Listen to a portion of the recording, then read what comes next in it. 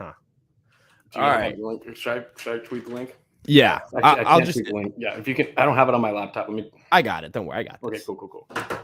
But we are now officially live, which that's not the most ideal intro, which is I'll get the link. No, you'll get the link. No, I'll get the link. But it is an intro.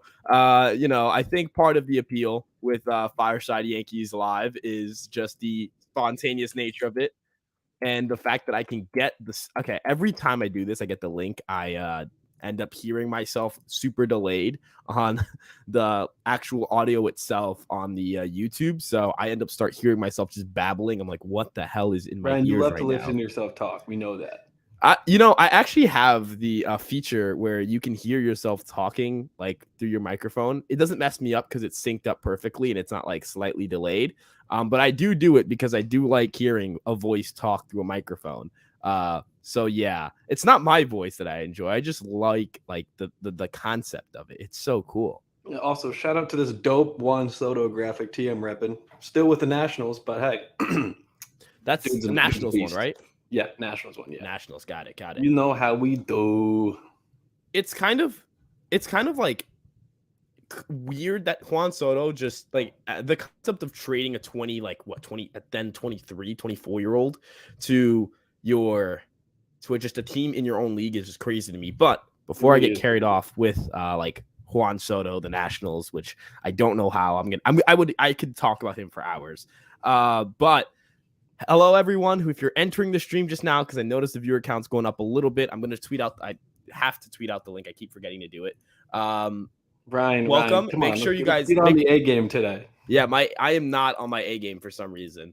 Well, it's because you've been sick. We got to, first of all, everyone in the live stream, give credit to Ryan and drop some likes on the live stream as well for your boy Ryan. He's fighting through some pharyngitis to be here tonight with us to do the live stream for you, the people. This is my Michael Jordan flu game. But as Nick said, if you guys are either new to the channel, if this is your first live, if you are a returning listener, or you are just your first time with any experience with Fireside Yankees, maybe you just followed the Twitter, maybe you just joined our Facebook page, maybe you unfortunately followed me on Twitter. This might be your first experience with Fireside Yankees.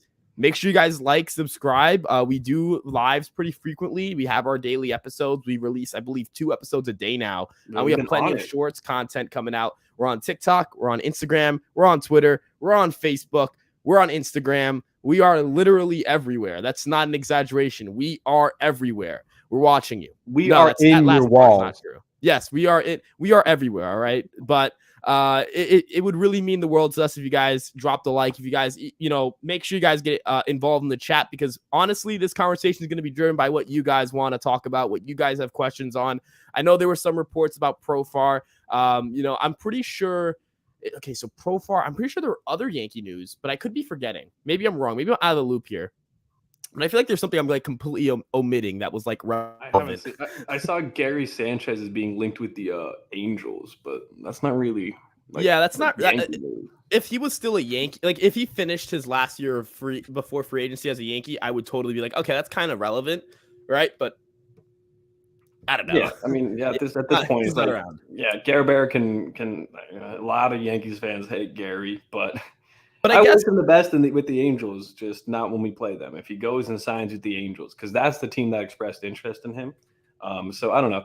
I think Gary is still a very formidable bat at this point in his career. Like, I know he struggled last year somehow more than when he struggled with the Yankees in his final season, but he's still going to probably hit you 20, 25 home runs if you give him the at-bats. It's just going to be a 205, 210 with like a 30% strikeout rate and a massive percentage of whiffs and swinging strikes and chase percentage. But he has power, and when he barrels up, it is gone. Also, you'll have to excuse me. I'm eating my dinner a little late, but all my fellow New York brothers will love this. It's a little bit of prosciutto with some mozzarella, little rotinis over here. Dude, these things are so good. I need some prosciutto so badly, dude. Dude, I haven't had some in a while, but it's all good. Let's get our first question of the night. Joey and Nelly V. First off, they were the first people to comment. They commented. I didn't even know you could do this, But first off, I hope you guys are having a great night. I don't know if Joey and Nelly V means that you guys are both watching or if it's just one of you, whether it's Joey or Nelly or both of you Couples night guys. out watching Yeah, the Fireside Yankees stream. I couples love night it. with Fireside Yankees is great. You know, we got kind No of a better double way to date spend your thing night going. than with me and Ryan. Yeah, we got a double date thing going here. No, I'm Oh, joking. God. But in all seriousness, thank you guys for stopping by. And you know, they actually were like, oh, tonight, and they're like, yeah, we're going live tonight. Yeah, they were But ready thank you like guys. 5 minutes ago. Yeah, but they were before here me. 8 punctual, dude. They were here. But again, thank you guys so much for the question. What do you guys think of Jerickson Profar? So I would tell you that in the beginning of the offseason specifically, I would have definitely been like, I don't know about Jerickson Profar, man. I don't think he's that good, right? But I think that as time has passed, as you know, the offseason has kind of dragged on, as the Yankees, as you've seen the free agent market play out, and as you've seen kind of the caliber of bats based on last year's performance, kind of projecting a little bit, looking at their tools for these players and how they can perform at Yankee Stadium, and you're kind of like, you know, Jerickson Profar really isn't that bad, right? No. Jerickson Profar's got, you know, he put up a 110 WRC plus last year. His OAA wasn't great. His defensive run saved were really good. Notably, his best trait is his arm, and DRS factors for arm OAA does not. So that explains that discrepancy right there.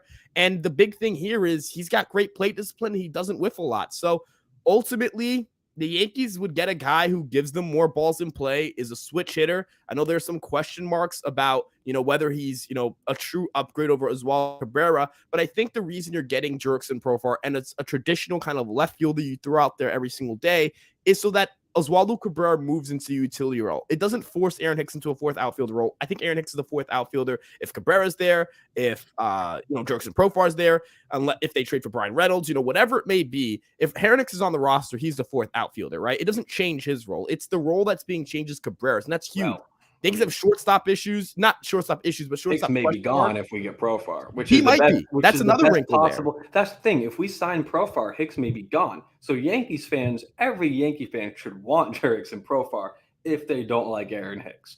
And Profar is not like elite, like you said, Ryan, but he's a great player overall. He plays a couple of positions as well, although he doesn't really play any that well. Like left field is by far his best spot he's been at in the past 4 seasons, right? Would you agree with that? Good first base. Which is weird. He has 2 outs above average at first base. We need a first baseman. We have 2 guys, and they have also Oswaldo that they taught first base in like a week. They literally moneyballed Oswaldo at first base, where they're like, first base isn't that hard. And it's like, it's incredibly hard. I love that scene, but it's versatility. And, you know, and also you imagine if he can play left field, he can definitely play right field, especially thinking left field harder than right field for Yankee Stadium. So that gives you that corner outfield versatility. It gives you that first base versatility. You know, I imagine if he needed to play second base in a pinch, he would, but I think the Yankees are kind of covered there. I don't think they'll ever need to ask him to do it. Maybe in a pinch, who knows? But ultimately, you know, the gap between Profar and like Benintendi offensively seems massive, but you're moving the shift. This is a guy who gets shifted a lot from the left-handed side. You're giving him the short porch instead of Benintendi. You're giving, you know, get similar contact skills, similar walk rates.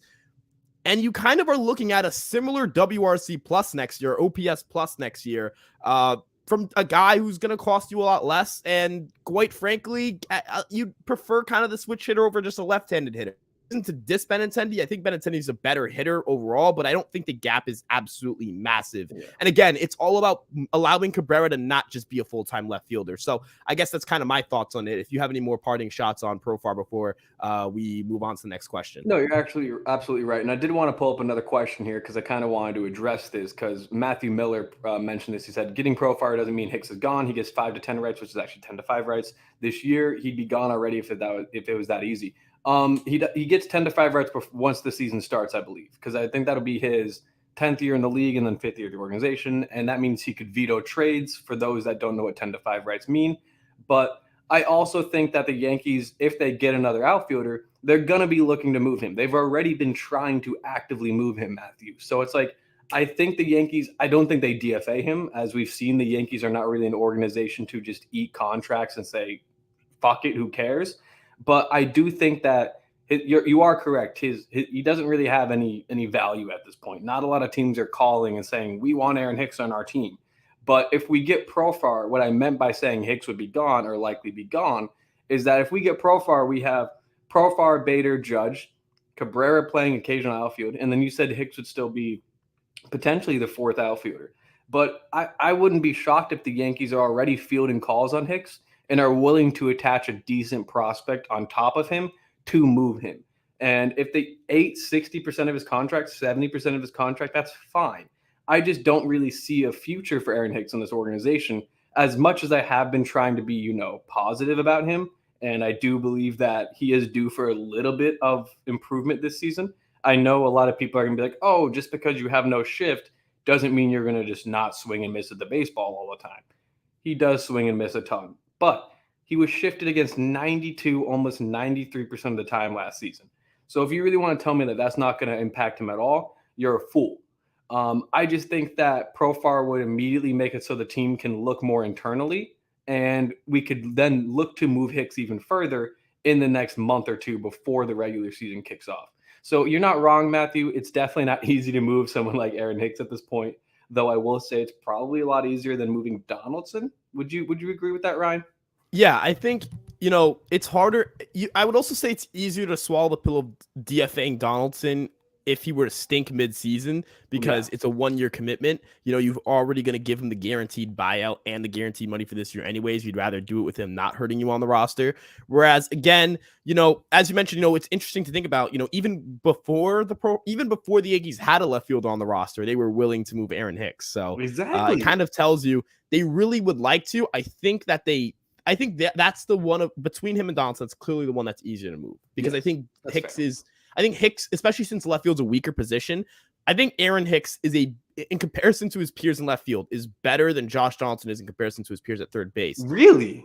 I mean, third base is a stacked position, just intrinsically. I could be absolutely well beyond my depth here by saying this, and this could be one of the worst takes of all time, because last season I already had one of the worst takes of all time by saying I thought Josh Donaldson would be the team It was MVP. fine. It was fine process. At the time, it wasn't. Yeah. It was. I mean, obviously Aaron Judge is the clear, but we were trying to go for we were trying not to pick Aaron Judge. That was the whole point, right? Of it, where we're like, we know Aaron Judge is the best player, but we'd want to try to pick someone else and liven up some discussion, actually be unique and different. Because at the end of the day, as a content creating channel, we love to create content. That's literally what that means. So we don't want to just be out here saying we know Aaron Judge is the best Yankee, because that's no fun. And I was taking a gamble on how I believe that Josh Donaldson could do very well in Yankee Stadium. He's a guy that pulls the ball a lot, sure, but he's also a guy that hits the opposite part of the field quite well, which led me to believe he'd take advantage of the short porch. And I think it was you that mentioned this. Pre-Tim Anderson fiasco that went down, Josh Donaldson was not that bad. And I could be crazy by saying this, but is it that outrageous to expect a 730, 740 OPS with 20 home runs out of him this year, assuming he gets 500 plate appearances? I just don't see how he's going to. Again, this is a player. And again, a lot of people hate JD because of his personality and his demeanor. And a lot of his teammates have spoken ill about him in the past. But we brought him in for his veteran leadership to provide that spark, that fire that the team needs to basically be less soft and more hard, to use simple terms there. And I think that he failed at that last year.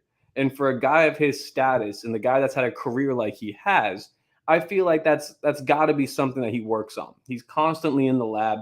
He's never had a sub 100 WRC plus since 2012. So it's like, this is the second time in his career that he has had a sub 100 WRC plus. There's got to be some improvement there. So a 110 WRC plus, 18, 20 homers with a 730 OPS, I genuinely don't think that is that out of reach for Donaldson. I know we're transitioning from this question, but we went from Hicks to Donaldson very quickly.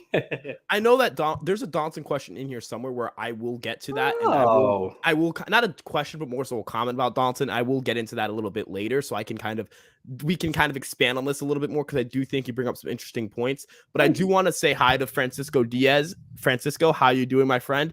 I appreciate you showing up to the show. Yankees are not going to win with the roster as is. I'm a diehard since 70 fan. Since I believe 75. It's roster, Ryan. The roster as is. Da roster. Okay. Well, I want to say I appreciate him typing it with DA. Typing it with DA is What's inherently deal, cooler man? than THE. That's just a fact. But Agreed. First off, being a Yankee fan since 1975. Good God. I mean, my dad has seen a lot of Yankee baseball, and he was not a Yankee fan since 75. Yeah, my uncle's in the same boat, dude. Dude, I mean, that's just nuts to kind of wrap my head around. So, kind of a ton of there's a You're lot an of baseball OG, this guy's Francisco. watched. Credit to you, my guy, for Yeah, sticking through the team for what is this? Almost 50 years. that's Francisco, crazy. in 2 years, you will have been a Yankees fan for 50 years. So A everyone in the diehard. chat, go ahead and show some love for Francisco. This dude is a Yeah, beast. So shout out to you, my guy. for sure. And I don't like assuming. Now, I do want to push back on kind of the big point he was making here with the Yankees the Yankees are not going to win with this roster. Every team is not like every team's most likely outcome is not winning the World Series, right? And I know I'm kind of, being a little bit like I'm being a little facetious here. I'm kind of like, sitting here like, well, every team is not likely to win the World No, Series the because no Pirates, team has. every year they're aiming for that penultimate and then ultimate title, baby. I mean, I think every team's aiming to win the World Series. Don't get me wrong, but like in terms of just odds making, right? And I know you probably are way more like you're definitely way more knowledgeable with this than I am. But Oh, in terms of odds Ryan. making, no team is going to be in the beginning of the season is going to get like have a 50% chance or better at winning the World Series. No. I don't think you're going to see a team at 40%. I think 30% might be a little bit nuts as well. It'll be like minus 200 will probably minus 200, minus 250 if I had to guess for all my betting friends out there. What'll probably be the favorite will be the Astros and the Dodgers, and they'll probably be like minus 250, minus 300. Like that's probably the furthest you'll see. And the Yankees will probably be underdogs for that. So it's like it just shows you how competitive baseball really is. And on top of that, just kind of using betting odds here is a little bit of a resource because ultimately, betting odds, projections, there's a reason they exist. People don't just make them for fun. They're a tool that's used for either for sports betting, and sports betting is a very profitable industry. There are a lot, and there's a lot of money on the line here. And when money's on the line, it gets real. And we're not talking about a couple bucks between your friends. We're talking about, we're talking like billions of dollars. Mattress right? Mac made like what was it, like 20 million, 40 million from the Astros? That dude's consistently putting in $1 million bets and losing and winning. He doesn't care. The Houston Cougars for basketball to win it all. I'm like, dude, you just ooze money. He dropped like $1 million on the TCU to win the national championship and blew his money. But maybe I hope he bets on the Astros again, so that way that'll be a sign. So he just continues the bad luck. So Houston will lose their division and come in third. But ultimately, betting odds or at least early results so far have put the Yankees either right behind the Astros at second place or tied with the Astros in first. The Yankees project for that. I think the second best record on Fangraphs. They are consistently, and they're behind the Braves on Fangraph for depth charts. Just to let everyone know, the Yankees are consistently the first or second best team by very credible, well-researched, either betting odds or projection systems. Whether you buy into these things or not is up to you. I'm not telling you this is the Bible. We've seen teams that project very well that perform very poorly. We've seen teams that project very well or even perform very well in the regular season and go on to not win the World Series. The Los Angeles Dodgers. Bible. I'm sorry. That was. I mean, I just want to make sure I'm clarifying. I'm not sitting here on my pedestal like I'm so much smarter than everyone because I'm using betting odds. Raises up the seat. Ultimately, I mean, I can actually raise up my seat a little bit. No way. I can raise up my seat a little taller. Look at that. All you Twitter haters, Ryan is 6'2" in this I'm tall stream. now. I'm sitting like this on every stream now. But I see your point. Continue. Sorry. Quite frankly, the Yankees are a really good team, right? Whether they go out and win the World Series or not is yet to be seen. Do I think this team wins the World Series? Statistically, I have to say no because that's just like the odds say no. But if I have to pick a World Series winner, picking the Yankees is a pretty good pick. Picking the Dodgers is a pretty good pick. Picking the Astros is a pretty good pick. Picking the Mets, picking the Braves. These are pretty good picks. The Yankees are amongst those teams that are really good picks to bet on or to choose to win a World Series. And that's the case when industries that rely on, we're talking about millions, billions of dollars here are putting a lot of there's a lot of formula, a lot of data that goes into this, and they crank out the results, and the Yankees are consistently looked at as a top 2 or 3 team in baseball. So that's kind of my thoughts here. Not saying this team is perfect, not saying this team's going to absolutely go out and do what they're projected to do or go out and dominate in the postseason, but they're a pretty good team, and they've kind of consistently been a pretty good team over the last half decade. Exactly. Yeah, and I think I will say a lot of Yankees fans and fans of opposition as well are not huge fans of Michael Kay. I personally am, and I like to believe you are as well. I could be mistaken there. But he came up. He said a great point a little while ago where he's like, Yankees fans are honestly spoiled. Oh my God, what is this? Are we at the barber shop? Are you? Yeah, no, it's kind of uncomfortable. The height's uncomfortable, but go ahead. The feet dangling. No, seriously, that's actually what's happening. Oh My my feet are God. dangling. Yeah. No, I'm So not like, joking. My feet are actually dangling. you're kicking the feet, you're swinging the legs. But no, I think this Yankees lineup, I did a really, I'm not trying to toot my own horn by saying this, but I did a really in depth piece today on Empire Sports Media about the Yankees 2023 positional grades, like for each spot. So I went through catcher, first base, every position. And the worst, in my opinion, is left field. And that is just because Oswaldo Cabrera is currently everyone's main guy to play in left field. And he's only played 70 career innings there, and he was a shortstop in the minor leagues. So while he was amazing in right field, in those 70 innings and left, he had no outs above average, no defensive runs saved, wasn't amazing, but wasn't terrible. I know some Guardians fans like to post that one clip of him where he's like missing the baseball. But my response to that is y'all fucking went home. So who cares? I do Also, like you to have to live in believe Cleveland, so yeah, that's the other thing. It's like, oh wow, you got me there. All 18 of your diehard fans. Wow. But I think that the roster to kind of wrap up this point because we have a lot more comments and stuff that we want to get through. To wrap up my belief on this is that this Yankees roster is probably as deep as it's been in a while. Like we don't, I will say in terms of 1 through 9, I give the edge to the Astros. I think the Astros have the best, probably 1 through 9 in baseball. They are the team to beat for the Yankees. That's been the case for 6 years now. But that doesn't mean that they're invincible. That doesn't mean that every time they play someone, it's going to be sweep, as all the Astros fans like to say. But what it does mean is that the Yankees have now built a roster out where they have 3 or 4 guys more or less per each position that can see game time. Like aside from center field, where if Bader goes down, you're probably going to be playing Judge there. Every position has a guy behind them that can step up and fill in. And that's what I really, really appreciate about how the Yankees have done this offseason. Giving Peraza the reins at shortstop is a big move. Taking Donaldson out of third base more and playing DJ there more is a big move. Believing and actually like encouraging with positive reinforcement of Gleyber Torres at second base could get the best out of him. A healthy Rizzo, a healthy DJ, a healthy Stanton. Trevino now actually established and cemented as the #1 starting catcher. Everyone needs to remember Trevino didn't start regularly for the Yankees until like June. So we have to appreciate that just because we haven't gone out there and gotten all these superstars, and I know Profar may not be the most attractive name out there, but they're trying to build a winning team. So Francisco, while I won't disagree with you that this team is definitely not the the end all be all clear cut favorite, I do think they can make a run, and I do think they have the talent to do so. So that's kind of my final thoughts on that. yeah, so we're gonna move on to a different. We're gonna move on to a couple comments. First off, Joey and Nelly V.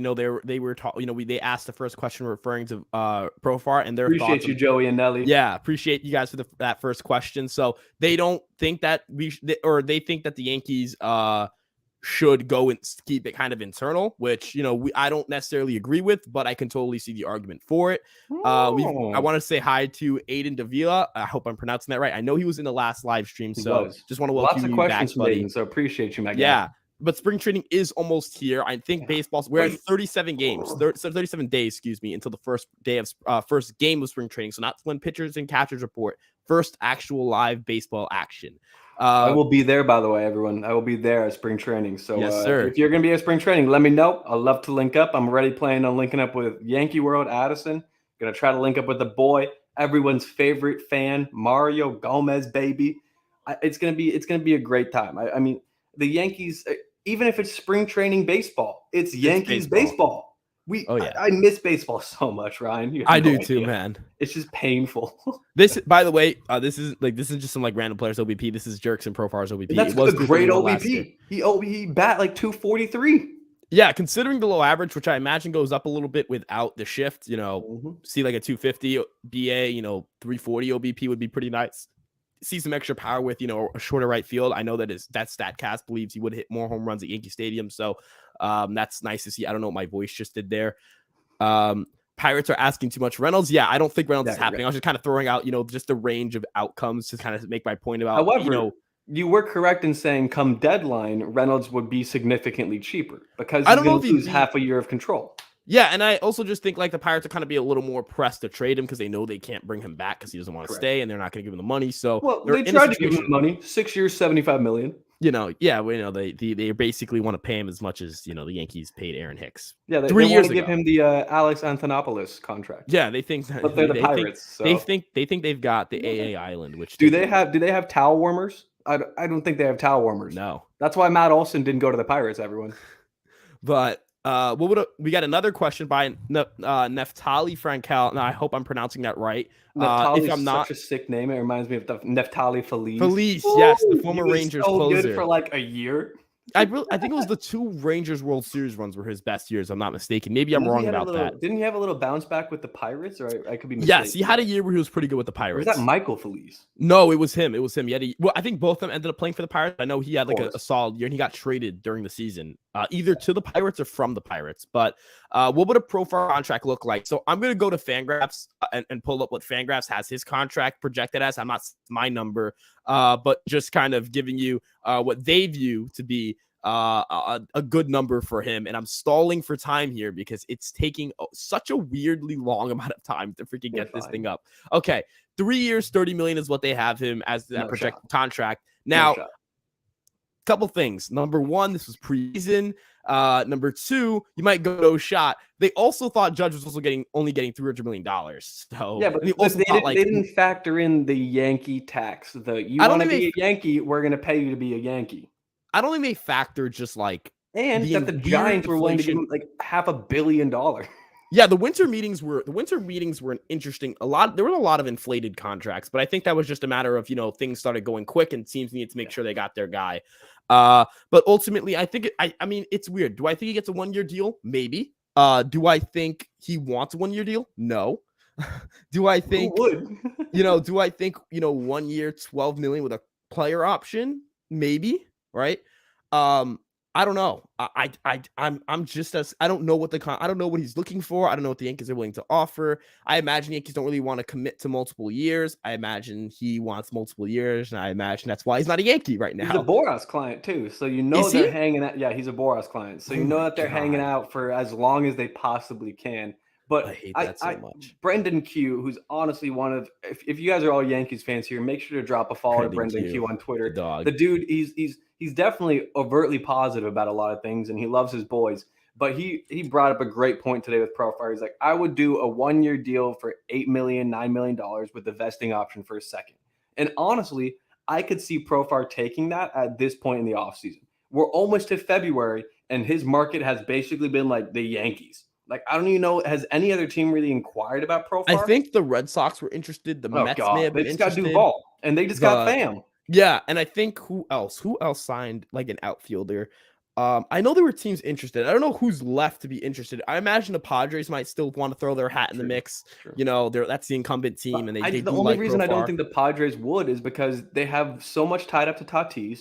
They're going to try to extend and keep Manny, and they're going to try to extend and keep Soto. So how much money do they have to spread around? If it's a 1-year deal, then I think that's not going to really affect much. But again, it depends. All this is dependent on kind of what that number looks like. But we'll kind of, I guess that's kind of a big question that I don't know if I can give a concrete answer to because I don't know what his market looks like. I really don't. If I had to say, it's a good question though. As the guy that has no sources except for the voices that are spinning in my head, I think that Profile gets a 1-year, $8 million deal. If not, I think it's a 3-year, $25 million deal, 3-year, $30 million deal. Like, I think Fangraphs was basically right on the head. Anywhere from that $7 to $11 million AAV range is where he's going to sign at this point.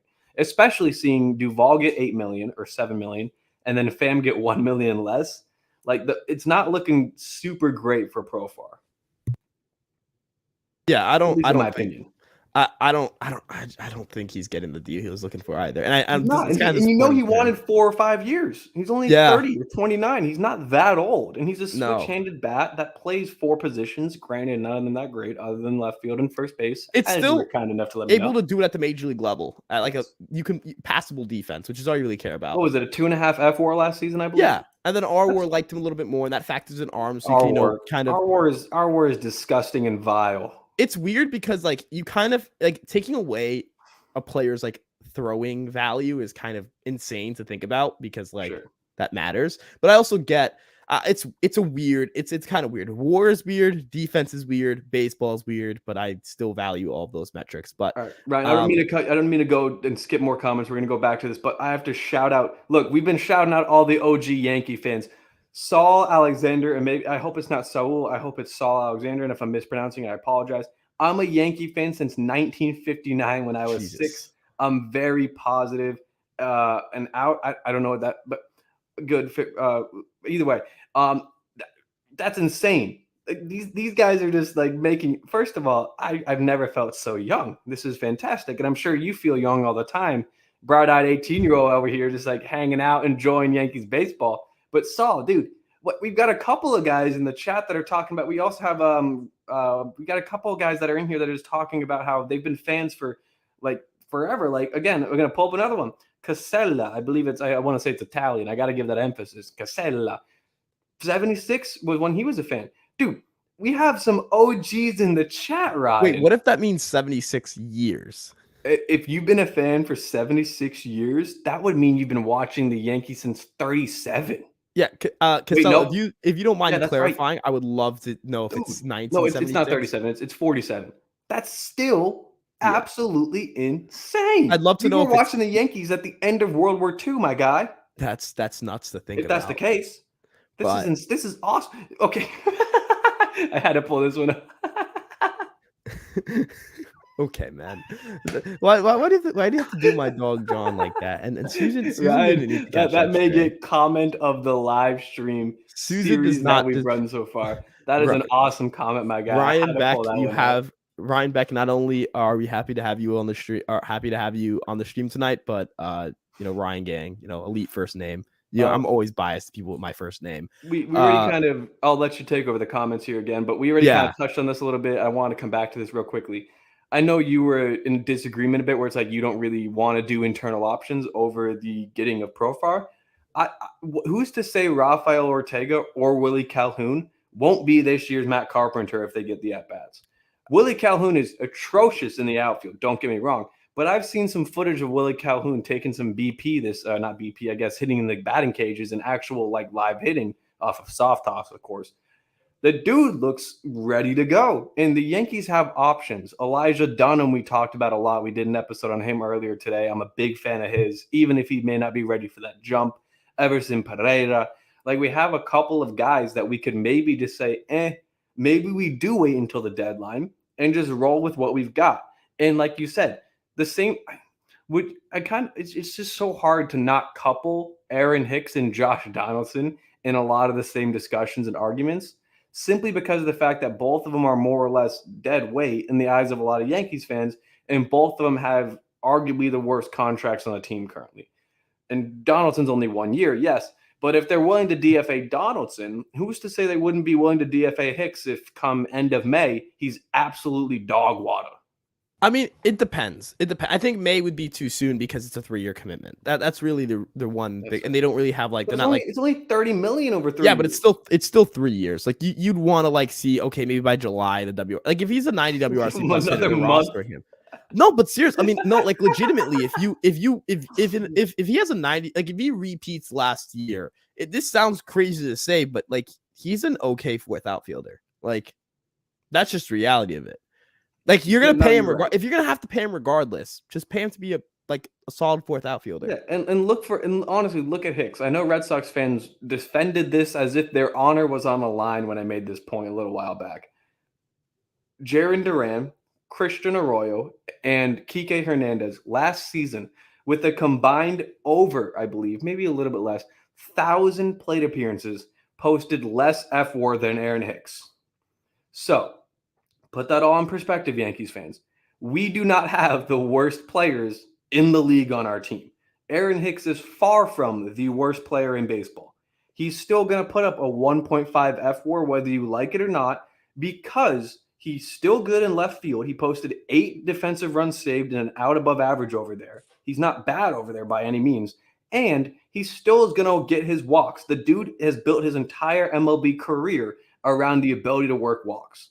So if Hicks works a 14%, 13% walk rate next year, he will be roughly around 100 WRC plus, even if he bats 200. So I'm not really like that pissed off. Look, Hicks gets on my nerves more than any other baseball player other than IKF from the Yankees. And that's just solely because of the way IKF plays baseball. Not anything personal against IKF. But Hicks's problem is not, in my opinion, his abilities on the field. It's how much he cares. We did an episode, Alex and I, recently on Fireside Yankees on the YouTube channel, and we talked about this. He really hammered this point home, and I couldn't agree more. Aaron Hicks's problem is about 70%, 75% mental, 25, 30% physical. Hicks can go out there and be a slap singles, drag bunt, occasional double and home run type player and still be valuable. But does he want to do that? That's what remains to be seen. Like I said, if he's playing at Torrey Pines this offseason, someone needs to go over, grab his driver, and break it over the top of their knee.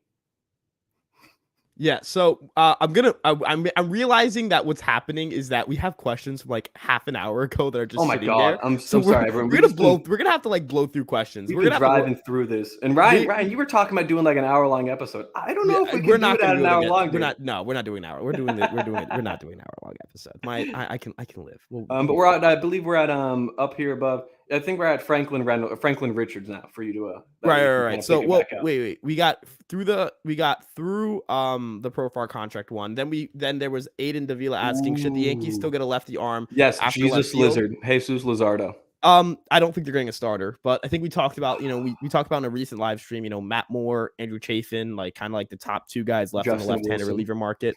Justin Wilson, who's a Tommy John guy now, which is kind of unfortunate for him. Yankee legend Justin Wilson. Didn't he get us Chad Green and Luis Sessa? Wasn't that the deal? Oh, yes. That was that trade. Yes. First of all, shout out Justin Wilson for getting us like 4 years of elite Chad Green. Bless you. But so I don't think the Yankees are exploring. They're not exploring, but I don't think the Yankees are gonna end up with any of those top 2 guys. And I don't necessarily think there's anyone left on the market that's like overwhelmingly like inherently interesting for the Yankees to pick up. So I maybe through trade, through like a non-tender, whatever it may be, they're not going to bring back Britton. I don't think that's going to happen. Obviously not Aroldis Chapman. What do you mean not Aroldis Chapman? No. I mean, I know there's a report that came out, and I think it's Miami, Padres, and Royals with serious interest. So I just don't think that's happening. So, dude, sidebar real quickly. Did you see the video of Aroldis that I think it was his agent or maybe it was his buddy posted of the video he sent to the Marlins? No, I didn't see it. I'll have to check it out later though. Dude, he was like touching 100, but I think he threw 3 strikes out of like 10 or 15 pitches in the video. And the rest were like, if a right-handed batter was up to bat, the rest of them would have hit the batter. So I'm like, in what world does someone see this and be like, oh shit, Aroldis is ready to go? If anything, they're like, that's Aroldis. We don't want him. Dude, I'm telling you, he's going to play for Fukuoka, the SoftBank Hops in Japan, and he's going to just go up against Marwin Gonzalez, and it will be like Barry Bonds versus Pedro Martinez in their prime over there. It'll be insane. Or I guess I'll use an actual closer to better fit it. It'll be like Barry Bonds versus Mariano Rivera in the NPB.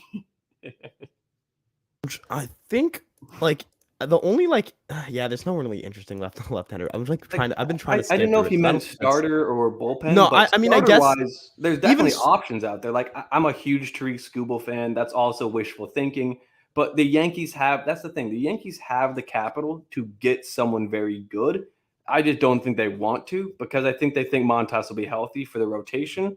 And then bullpen-wise, you've touched on this a ton, and I couldn't agree with you more. There's a lot of guys in there that pitch really well to same-handed pitching or to opposite-handed batting. I'm not pitch well to opposite-handed bats. Yeah, like I'm not concerned about Marinaccio, really good against left-handed bats. Tommy Kahnle, pretty damn good against left-handed bats. Clay Holmes, pretty damn good against lefties. Wandy is a beast against righties for whatever reason. So it's like we don't need to, finagle the bullpen as much, I don't think. Yeah, maybe there's a trade they swing, but I just don't see it happening. But I could be wrong. Yeah. Just based on like there's the options available. Correct. Getting Profar doesn't mean Hicks is Yeah, we already gone. talked this. Oh yes, I we did checked talk this about already. Yep. this. I mean, the next one, same thing. Yep. Bryce, okay, so I have to think because I'm bad at name pronunciations. Bryce Bolognini. Is that I'd Bolognini, imagine because I believe the G is silent. Bolognini. All right, if that's how I feel you like I'm in pronounce it. Inglourious Bastards. Bolognini. Bolognini. Right. I think I got it. All right, would love Profar. I wouldn't, I think that's kind of where I said it. Like Profar, if the Yankees sign Profar, I'd be like, yeah, this is dope. I'd be like, let's go. And I'll be on record saying this. I would love Profar for $8 million much more than I would have loved Benintendi for $5 for 75. I think I agree there, just based on like the contract situation. Exactly. And I don't think Benintendi's a 310 hitter. I also, I don't think the gap is. I think the gap is like half a win, like between the two, probably. That's crazy because Benintendi bats 60 points higher for all my batting average lovers out there. Yeah, it's definitely not a gap like worth going crazy over in terms of talent level. We talked on that one. We did. Now we're on Franklin Richards. How you doing? He asked. Hello, Franklin. So he said he was speaking for everyone, but emphasize that it's from himself as well. Don't want to see Hicks or Donaldson on the 2023 roster. So I don't think you're going to get both. You cannot have a situation where both of those two are not on the roster unless they get DFA'd before the season, which again, Hicks is not getting DFA'd. Donaldson, I don't think he's getting DFA'd before I just think I think both of those are near 0% chances. If you're going to pay the guy, you're going to pay him to be on your roster. You don't want to pay, if you're going to have to pay him his entire salary and then the buyout, you're going to pay him accordingly. You're going to pay him with a shot to maybe give you some MLB veteran depth. It's expensive. It's not worth the value, but one WAR for $33 million is better than zero WAR for $33 million, especially considering, as you mentioned, Donaldson can be, Donaldson puts up a 110 WRC plus next year, which I don't think is insane to ask of him. And he's a good defender again. I'm not even saying a great defender, just a good defender. 2.3 F WAR. That's not the worst thing possible for what he's making. Like one WAR is worth what? 8 million, 9 million at this point with modern baseball contracts. I know the Fangraphs value used to say that one WAR was worth about what, 7 million? I think it's at 8 million. Yeah, roughly. So let's say one WAR is worth 8 million. If Donaldson posts a 2.5 F WAR season, guess what? That's 20 million. So it's like I don't see how it's that absurd to believe in Josh Donaldson. And a lot of people are like, oh, he's going to be 37. And they like to say that this specifically us, Fireside Yankees, are unreasonably positive with a lot of these guys and their aging seasons. It's because of their pedigree and the way they've had their career develop. Josh Donaldson's worst season in his career was last year with us. So I don't know if he's just going to be falling off a cliff again and if he's just given up or if he's going to come out with a fire lit under his ass and ready to play and prove people wrong. I like to believe the latter is the more likely of the two options. Yeah, again, I don't want to see either guy either, honestly, but I'd much rather see Donaldson. I know that may sound crazy, but I'd rather see Donaldson than Hicks. At the end of the day, like the gap is like, I mean, they're both like guys who probably don't deserve the. I mean, the thing is with Aaron Hicks is like it's $10 million. So when we're using that WAR per dollar calculation, he's basically making what he deserves. That's basically it. So that's the thing. Like, it's not like these guys are like Hicks's contract looks really bad because of his mentality and attitude. This isn't the Ellsbury contract. I think that's kind of the big thing. God. This is not the Ellsbury contract. The Ellsbury contract was a freaking disaster because he didn't play the last 3 years. The problem was he didn't play the last 3 years, right? I mean, it was 2019, 2 years. Was it? No, it was. No, I think was he under contract? He was under contract for 2020, right? Yeah. The COVID year, I'm 90% sure he was still getting his back. Yeah, he was just not on the roster. So for 3 years of his 7-year deal, for almost 50% of his contract, he didn't play. That's why that contract was a disaster. Quick sidebar again, not meaning to cut you off. I know I've done that a bit, but don't mean to cut you off. Shout out to every baseball association writer that had their ballot to fill out. I don't believe anyone voted Jacoby Ellsbury into the Hall of Fame. So good looks, everyone. You guys know ball. Even if you still didn't with a lot of the other votes, thank God Jacoby Ellsbury didn't get a single vote. The dude is the most egregious Hall of Fame ballot invitee I have ever seen. I don't know about that. I mean, he has like 13 less F WAR than like Brett Gardner did. I think he had like Gardner isn't 26 for his eligible. I'm career, imagining dude. Maybe Gardner's like gonna get 30. on the Hall of Fame ballot at some point in his career. Sure, and he should. Like He should be in Knicks, Monument Park, and like I will stand by this. Brett Gardner should be have 11 retired by the Yankees. I mean, again, I don't love Jacoby Ellsbury, but the Yankees gave him the contract. He took it. Like I would have taken the Yeah, contract. but If that's Jacoby the Yankees' Ellsbury call, I also don't. lied about where he was getting treatment, lied about his injuries, and told the Yankees he was healthy when he wasn't, and then he tried to sue them. So fuck you, Well, that's because Jacoby that's Ellsbury. because the Yankees. I hope you listen to I our mean, that's podcast. the whole suing thing. That's because the Yankees we're not going to pay you in 2020. It's like They you're sure shouldn't. as shit not going to. I mean, Why would you? He's because not doing anything. But well, they committed a seventh year to him. You have to pay him. You don't have to. Not if the guy just disappears off the face. He didn't of the disappear. They released him. But that's they the released thing. him. If you release him, most of the time you just pay that contract outright, and the Yankees chose not to do that because illegal. Jacoby Ellsbury lied about where he was getting his treatment from his injury. That's still not legal. That's on Jacoby. It's not a breach of contract. Fuck Jacoby Ellsbury. I learned about this in business law. That's not a breach that's noticeable enough. That's not a large enough breach for it to result in the contract being voided. But again, I don't disagree, but that doesn't mean that Jacoby Ellsbury has every right to just speak ill on the franchise as a whole when they gave him that money. Bad about the Yankees. He congratulated Judge. I don't have a huge issue. He congratulated an MVP. I mean, I just don't have a bigger problem with Ellsbury the way I do with the Yankees for giving the contract. But I don't want to get carried away with Ellsbury because we have to. I love how you said that quickly. That was awesome. Dude, we have questions sitting here for 40 minutes. I don't want to sit. I don't want people who have somewhere to be to have to hear me yell about Ellsbury while their comment has been sitting. No, they love hearing about Ellsbury slander. No Yankee fan in their right mind likes Jacoby Ellsbury. So if you had to rate the Yankees offseason and the AL East in general, what's your rating? So I'm gonna go. We're gonna do Great question, I think letter grade, and then first place, second place, third place, obviously for the AL East. But I'm gonna go letter grade. I think a B plus is a pretty good letter grade here. B plus, A, somewhere in that range. A minus. I mean, left field. I think they have to figure out left field. They have to kind of have a plan there, and then I'll bump it up to an A. But they've accomplished most of what they need to accomplish. They've gotten better. They brought back Aaron Judge. People can say bringing back Aaron Judge doesn't make you better. Aaron Judge was a free agent. He was not guaranteed to be on the 2023 team. He makes you better for 2023 than you were on paper. Aaron Judge was not guaranteed to come back. Can't really, what do you want the Yankees to do? Not sign Aaron Judge? Like if they signed Carlos Correa, for example, and I'm not saying this to bring up the injury thing. If the Yankees sign Carlos Correa instead of Aaron Judge, do the Yankees get better because they added a new player? Like that's stupid. They're objectively worse with Correa. Right. And I know Hoodie Maben probably doesn't listen to our live streams because he's on a different pedestal than us. Hoodie Maben is a big Carlos Correa fan. And I think then again, it's Hoodie Maben, so I could be wrong about saying this. But I like to think that he believed that Judge is the better player in the Yankees lineup than Correa. It would have been nice to add Correa, but like you said, you lose Judge and bring in Correa, your lineup loses like 2 WAR per season. Yeah, so Judge how is he better? I mean, I guess we agree on the letter grade. I guess I might be a little lower the B plus, and you're at A. But I think the Yankees also won the American League East, and I think we agree there. So Yankees win the East. I go Yankees, Blue Jays. It hurts me to say it. Orioles, Rays, Red Sox. This is where I like this. I want to have like a minute long discussion about this, and I want to get your take on this. I'm a big believer in the Orioles, even though their offseason has been Adam Frazier, Michael Givens, and restructuring like 14 contracts to minor league deals with like Lewin Diaz and Ryan O'Hearn.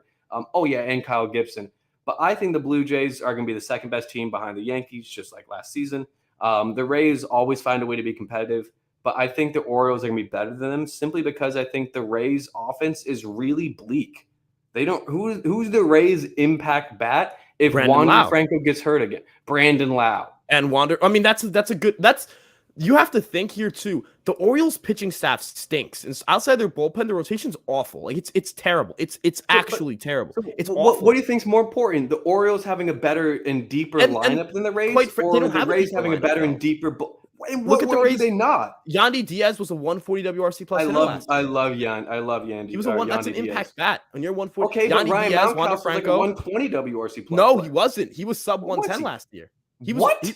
Yeah. Did he fall off a cliff? Yes. And didn't pay attention? Yes. That's what happened. There are a lot of God, like around August, he was like a 120, 125. It was not. Yeah. So, Yandy Diaz, Wander Franco, Randy Rosarez. Oh my God. He had a 106. you have your bottom of the lineup is Jose Siri and Christian Bethancourt. Bethancourt is a league average hitter and a great defender behind the dish. Jose Siri is one of the best defensive center fielders in baseball, and I think he's a better hitter than he was last year. You have Aranda, you have Margot, Harold Ramirez, and then you have guys like Isaac Brady's. Yeah, Manuel Margot, known superstar. Manuel Margot had a 106 WRC plus last year, so that's right around. We're hyping up 106s now, dude. Okay, by the way, I was hoping Donaldson could get to a 106 OPS. Just to clarify, as one of our worst players. That's the same WRC plus Ryan Mountcastle had. I know. I didn't know that. I thought Ryan Mountcastle was in the 116, 120. And that's, if I'm going to check, that's the same WRC plus Cedric Mullins had last year. So, yeah, the Orioles lineup is not like spectacular. The Rays lineup is probably a little bit better. Yeah, the Rays lineup is not bad. They project very well. And also, I'm telling you right now, September 17th, Rays and the Orioles are fighting for third place. No. Heston Kjerstad goes 450 dead fucking center off of Shane McClanahan. And it will send Camden Yards and its 800 fans in attendance into an uproar.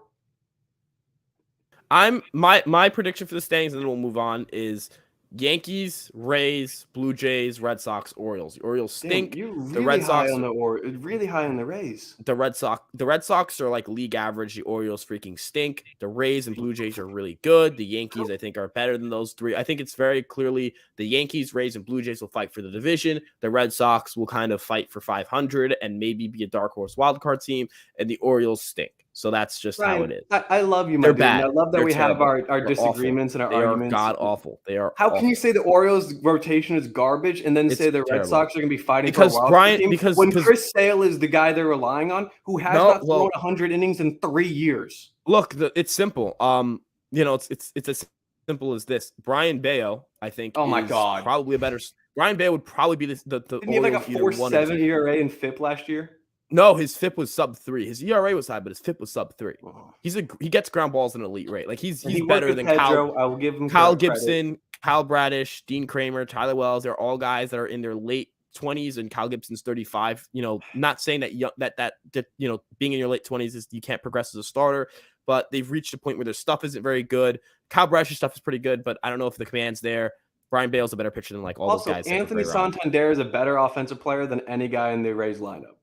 No, other than Wander Franco. No. What is this, dude? You think Brandon Lau, you really Yandy Diaz. Brandon Lau is going to be Yandy Diaz? I love you. Definitely Yandy Diaz. 100% Yandy Diaz. 100% Brandon Lau. Look, Brandon Lau last year posted a 104 WRC plus and a 0.9 WAR. Granted, it was over 65 games, so the WAR is not accurate. But a 104 WRC plus, how can you shit on Ryan Mountcastle for 106 and then hype up Brandon Lau for 106? Well, it would be like me saying, well, Stan had a 115 WRC plus last year, so he's not that good. It was injuries. Clearly injuries.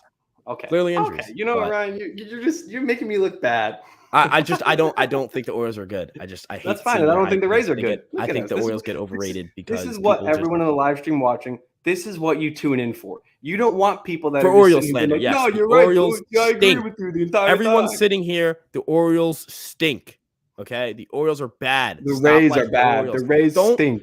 Don't like the Orioles because you feel bad for them. They stink. They're cheap losers. They signed Adam Frazier. Their ownership's losers. They're losers. Don't like them. And don't like the Rays because they've got no other fans to like. They're them. also cheap, but at least they're good at baseball. They're losers. They got a cheap owner. Profar be my leadoff hitter. He's a leadoff candidate. I wouldn't lead him off because I have DJ LeMahieu, but he's a leadoff candidate. That's a leadoff candidate. You know what? The walk, right? No complaints from me on this one. Wholly agree. Miami's interested in Chapman and Profar. I didn't see the Profar thing, but we did talk about the Chapman thing. But yeah, and I hope they sign Aroldis. I hope Aroldis gets to go live his wildest dreams in South Beach. I just hope he's not a Yankee. So yeah, as long as the Yankees don't express any interest in him, I could not give two shits where Aroldis Chapman plays. Absolutely. Yeah, I don't want to see him in pinstripes. See, we love each other, Ryan. We agree occasionally. I don't want to see Aroldis Chapman in pinstripes. He's not going to be in pinstripes. Actually, no. I'd love to see him in the Mets pinstripes. I would even like that. I don't want him in the city. Let him sabotage the Mets. No, I don't want to see him in the city. I don't even care about seeing the Mets fail. I don't want Boston, to see him in the city. You need a good reliever. I would love to see him in Boston. Aroldis is your guy. He would sink that franchise. I would awesome. Yeah, I would love to see that. Or just somewhere where he can get beat up by the Yankees. That'd be great. I'd rather see what Cabrera has in him than trade at the deadline. That's a fair take. Again, it's hard for me to sit back and say Oswaldo Cabrera can play every position besides center field and catcher, and we're gonna put him as just a left fielder, but that's probably his weakest defensive position outside of maybe first base. That would be like a waste of everything Oswaldo Cabrera does well, and that's kind of why I'm so opposed to it. But we've talked about this pretty much like yeah. So we'll kind of move on. With you, dude. Like look at that. Right? I think that's back-to-back points we've agreed on. Where I haven't. But I get this sentiment as well. I get this sentiment as well. He's a Swiss Army knife beast. Back when he was a prospect, absolutely. I know that's true. I know that they were trying to trade for him back when he was a Ranger. So they've always obsessed with him in 2013. Yeah, they liked him a lot. And it was he and Kyle Schwarber back in 2013 and Jorge Soler that Brian Cashman was all over. He wanted one, and Joey Gallo. It was the Rangers and the Cubs that he was really wanting to take someone from. So maybe this is finally the way he sees it, where it's like, oh my God, this offseason has really played out exactly how I wanted. I can get Profar for $8 million. But I'm not, no, Ryan, and I think you agree with me on this. We're not saying Profar is going to be this, beast that immediately changes this team. But what we are saying is that if we get Profar, it will mean we can use Oswaldo across the field a lot more. We can use DJ throughout the field a lot more. And we can still play Oswaldo in left field.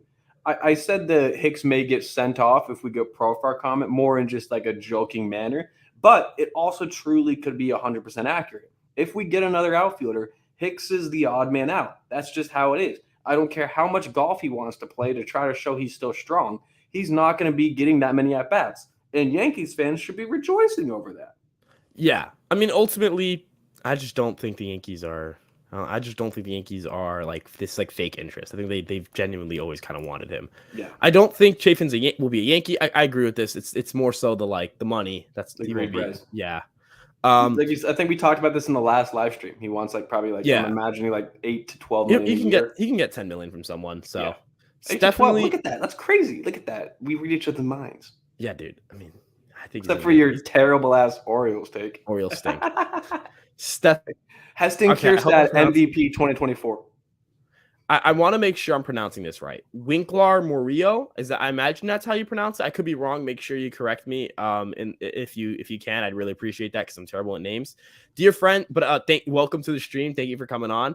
Dear friends, I proclaim if Profar ends up with the Yankees, first off, kick my mic. Oh my God.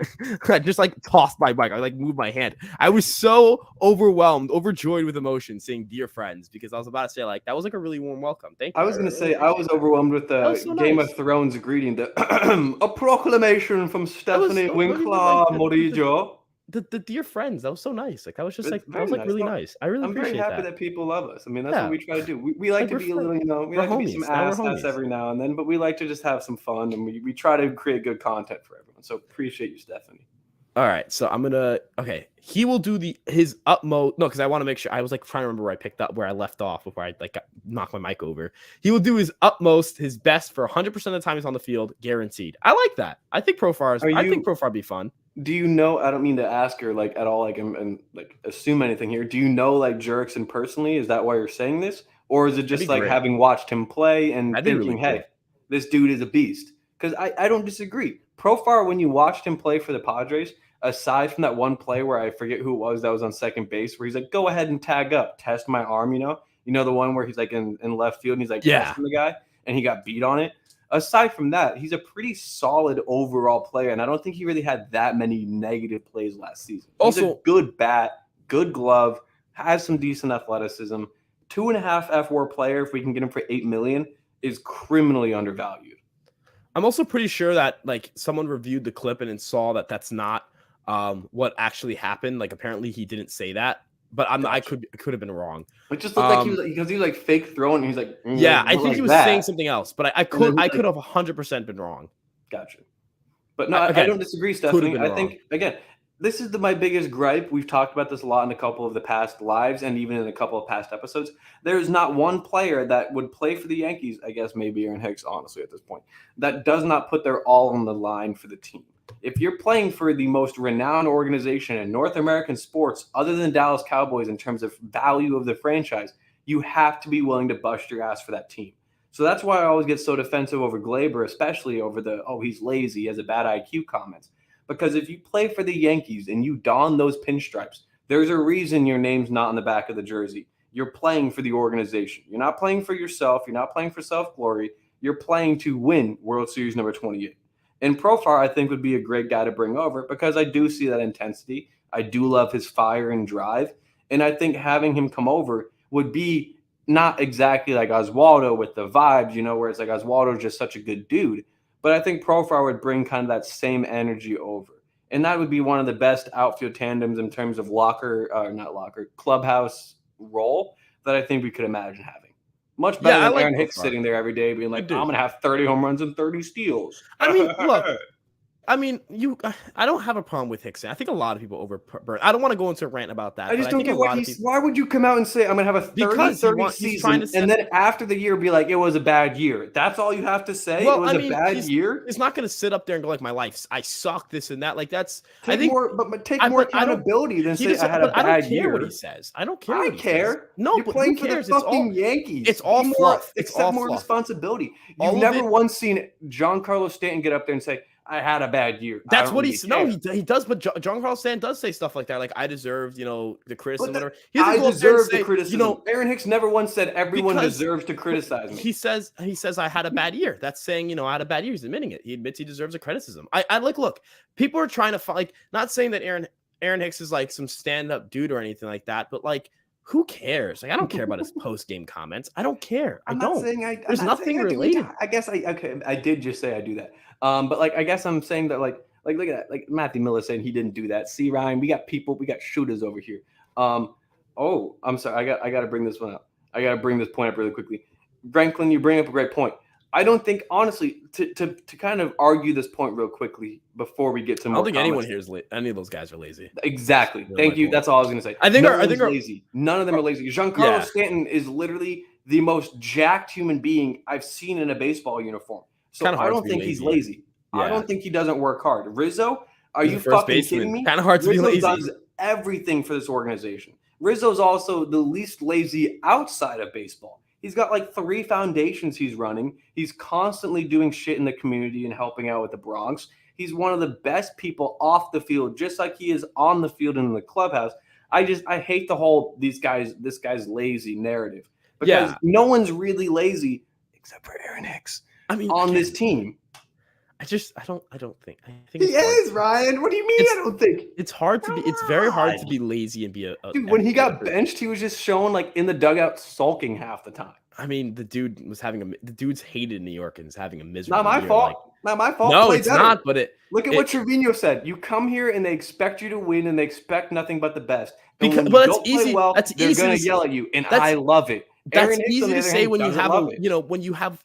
Your best year of your career and it coincides with your first year at the Yankees.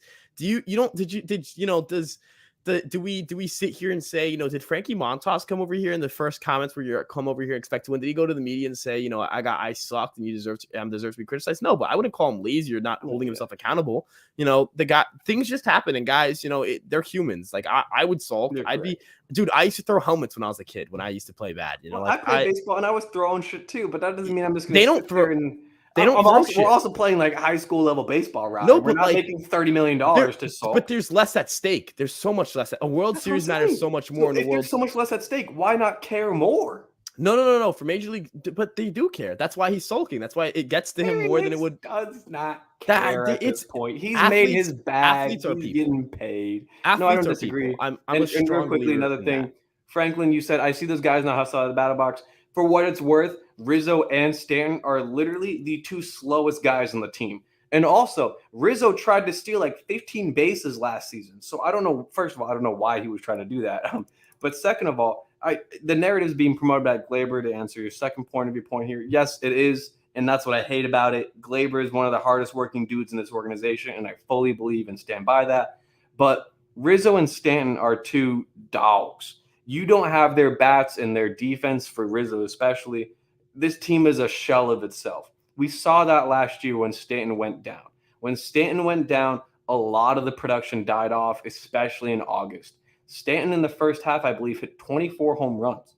Like, he was on pace to kind of go toe-to-toe with Judge. And then he had that Achilles injury pop up. And that's the other thing. Maybe the reason he wasn't running out of the box a ton in the second half was because his Achilles injury was still fucking with him.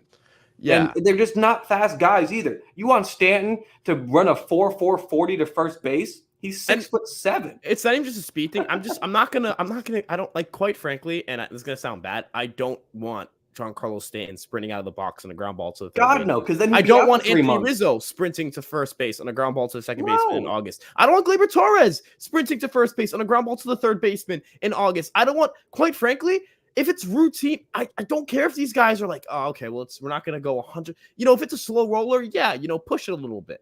But it's load management. Load management exists in every sport. It's just that in baseball, it's a little more difficult because in the NFL, you can kind of sub a guy out, bring a guy back into a game. In the NBA, you can do that. Load management, taking games off are a lot more noticeable, a lot more acceptable. Yep. In baseball, load management, it's a longer season. Load management is not busting out of the box in every run. And that's just how it is. But we're going to move on a little bit, kind of rapid fire some of these questions before, we start getting on the track of like leaving questions here for half an hour. You're absolutely right, dude. You literally hit the nail on the head with that. Awesome. Yeah, it's load management. That's really what it is. That's why that's why Stanton never busts his ass out and is trying to like stretch a double out of a single. That's why you don't see him doing that, but you see guys like Bader and IKF and Peraza likely this season do that stuff. Yeah, the younger guys will do it that have they have a little more, less injury risk. But second, if Peraza comes up and he has like a foot issue in April, when he comes back, I don't want him sprinting to first base the second he gets I don't want that. I don't want him doing that. It's injury mitigation, and we need you in the postseason. I don't need you doing that. If you lose one hit here or if you lose 2 hits a year not sprinting to first base, cool. I'd rather you have like 20 or 30 extra games played, or even 5 or 6 extra games played. You're going to be in October, right? Especially in October. Now I want to talk about this here because this is going to be interesting for me to disagree at this point because hear me out. The floor is yours. It's not a pessimistic take. It's not a pessimistic take. Trust me. So Franklin Richards is saying the Yankees are Brian Reynolds trade away from being the best team baseball on paper, best team on paper in baseball. I think the Yankees are just like a starting caliber left fielder who gives them like solid offense away from. I think they're already in that conversation. I think that it's a very betting odds projections would kind of agree with this too. It's not really like the Yankees are like right there. The Yankees are like they're right there. And thank God this is a Yankees stream and not like a general baseball stream because I would have a million Astros fans saying, "We swept you. You can't say that." Like broomstick emoji. Like, first off, I don't give a shit. Like, I don't give a shit what Matt Carpenter did against the 2022 Astros. I don't care. He's not on the team anymore. I don't care what Josh Donaldson did against him. He's not playing in October. I don't care what Aaron Hicks did against him. He's not playing in October. I don't care what, IKF did against him. He's not playing against him in October. I don't care what we lost to Jamison Town versus Justin Verlander start. Not only is Justin Verlander not here, but Jamison Town's not here. And it also never is happening again. That is never happening. Thank God. Right, that was a nightmare. No disrespect to Tyon, but that was just like he was just not prepared for that start. And he pitched well, but it was like no. I love Clark Schmidt. Clark Schmidt's not going to be asked to pitch 2 innings in the ALCS if he wasn't ready. You know what I mean? Yeah, he's going to be more prepared. Had they actually believed in Ron the Don like we do, he would have probably seen those innings. It was also the injuries. Ron was healthy. He literally traveled with the damn team. He said himself, "I'm fucking healthy." Well, he's gonna say he was also saying he was healthy when he had a shin issue. The players, Yankee players are never gonna say they're got me there. That's just kind of how they are. But another great example there, Ron Marinaccio, having Tommy Canley. If you get a left fielder, right, like. Having Oswald Peraza, potentially Anthony Volpe, having a full season of Sweet Lou in the bullpen, right? Potentially having a Carlos Rodon start game 2. These are huge swings in and like I don't care about but you can't 2017, 2019. I don't care what Edwin Encarnacion did against the Astros. I don't care what Gary Sanchez did. I don't care what Didi Gregorius did. I don't care what Jacoby Ellsbury did. I don't care what Matt Holliday did. I don't care what Mike Tauchman did. I don't care about Cameron Maben did. I love you, Cameron Maben. Shout out Cameron Maben too. I don't care what Luke Voigt did. Don't care what Urshela did. Stop bringing up teams that aren't this team. We're talking about 2023. Please stop talking about rosters that aren't like. I don't care about what a team that had J Happ coming out of the bullpen. But I don't care what they did. I don't. It hurts me to look back on, but I don't care about J Happ. You say it's been 4. It's crazy. It's been 4 years since that 2019 team. J Happ's a legend On and off the field, that dude's a legend. Jay Happ is an interesting fellow. We'll leave it at that. But I fucking hate Jay Happ though. Jay Happ is my Jacoby. I hate that guy. But anyways, I do think obviously Brian Reynolds will make them the best team in baseball, but I don't think they need Brian Reynolds to be the best team in baseball. If you get what I'm saying, I think you would agree with me here. But yeah. All right, so the lineup is still an issue. Of course, they'll be the fave to win the World Series or go to the World Series, but I bet they're on the bottom middle of the pack of that group. It's your boy. I wholeheartedly disagree. The Yankees, as far as I've seen, are no one's favorite to win the World Series as of right now. A lot of people are doing what they did last year, where they're counting the Yankees kind of out. Last year, as you remember, Ryan, going into the season, it was all Toronto Blue Jays are this team to beat. Look at the super team they've built. And those boys got fucking bounced in the wild card game and lost the division to us in Vlad's house. I just want to clarify for those not aware. The last time the Toronto Blue Jays won a playoff game, it was during the Obama administration. So we've had 2 presidents since that's happened. Go America. Yeah, I don't know. Yeah, imagine being in Canada. No, I'm joking. No, I mean, there are very few Blue Jays fans that I love out there. Shout out to one of the Twitter accounts, JRAM2TBJ Griffin. He's an awesome Twitter account out there. Dude's very respectful, and he reminds me of you in a lot of ways, young Padawan, where he's like brings up a lot of stats, brings up the figures, has the analytics to back up his arguments, but also not afraid to throw down in the ring. So shout out to Griffin. I know he's not watching the stream because he's a Blue Jays fan, but shout out to Jay. I will say I don't think I dislike Blue Jays. Maybe it's just because I just don't like Astros fans. I think that's no, Astros fans suck because Astros fans have 3 things they can say. 1, we still beat you in October. 2, we swept you. And 3, oh yeah, well our rotation's better. Because they're a lot of just it's just a lot of let's look at the past 5 years and forget about the previous 20 before that. Yeah, fans started watching baseball in 2015. Remember that, everyone in the chat. Framber Valdez is better than Carlos Rodon because the 2022 Yankees lost to 2022 Astros, folks. I just want to make sure that logic. I just want to make sure. Garrett Cole would be the Astros 4. Okay, yeah, you really want to tell me Christian Javier or Jose Urquidy or Luis Garcia are better than Garrett Cole?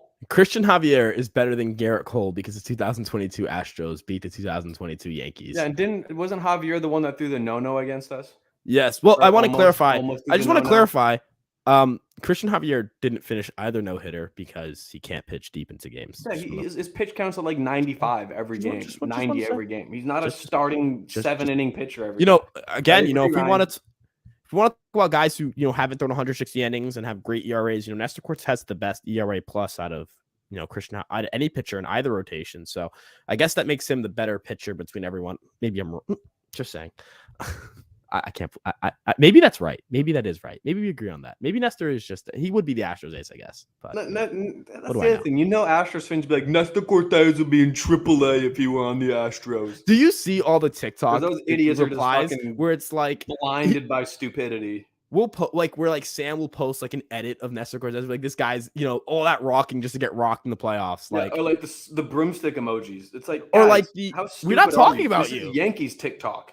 We're not talking about the Astros, and it's just the fuck. The Astros are there. Astros fans are there. I am 100% convinced. I could be writing up a tweet that says the Houston AS, and then I'd have 4 replies on it from Astros fans being like, "Still got swept." Yeah, I'm gonna tweet something about. Let's do a live experiment before I move on to this. Which Ryan Beck, by the way, you just followed me on Twitter. I followed you back, dude. Thank you for coming on stream. He was the one who made the John and Susan comment, so I had to follow. That was fucking. I guess I don't get a follow. That's cool, Ryan. That's cool. To be a little fair, I did retweet the live, so potentially he could have seen me retweet it. I don't know. I actually don't know how he followed me, but he probably just knows you because you're what we call a. We have the same name. We have the same name. I'm a niche internet celebrity. I'm not actually. I'm a niche, very niche, extremely. Yeah, you're niche. Like a C-list celeb, D-list celeb. I would say D is being generous. At this point, you're probably like a John Cusack away from being a star.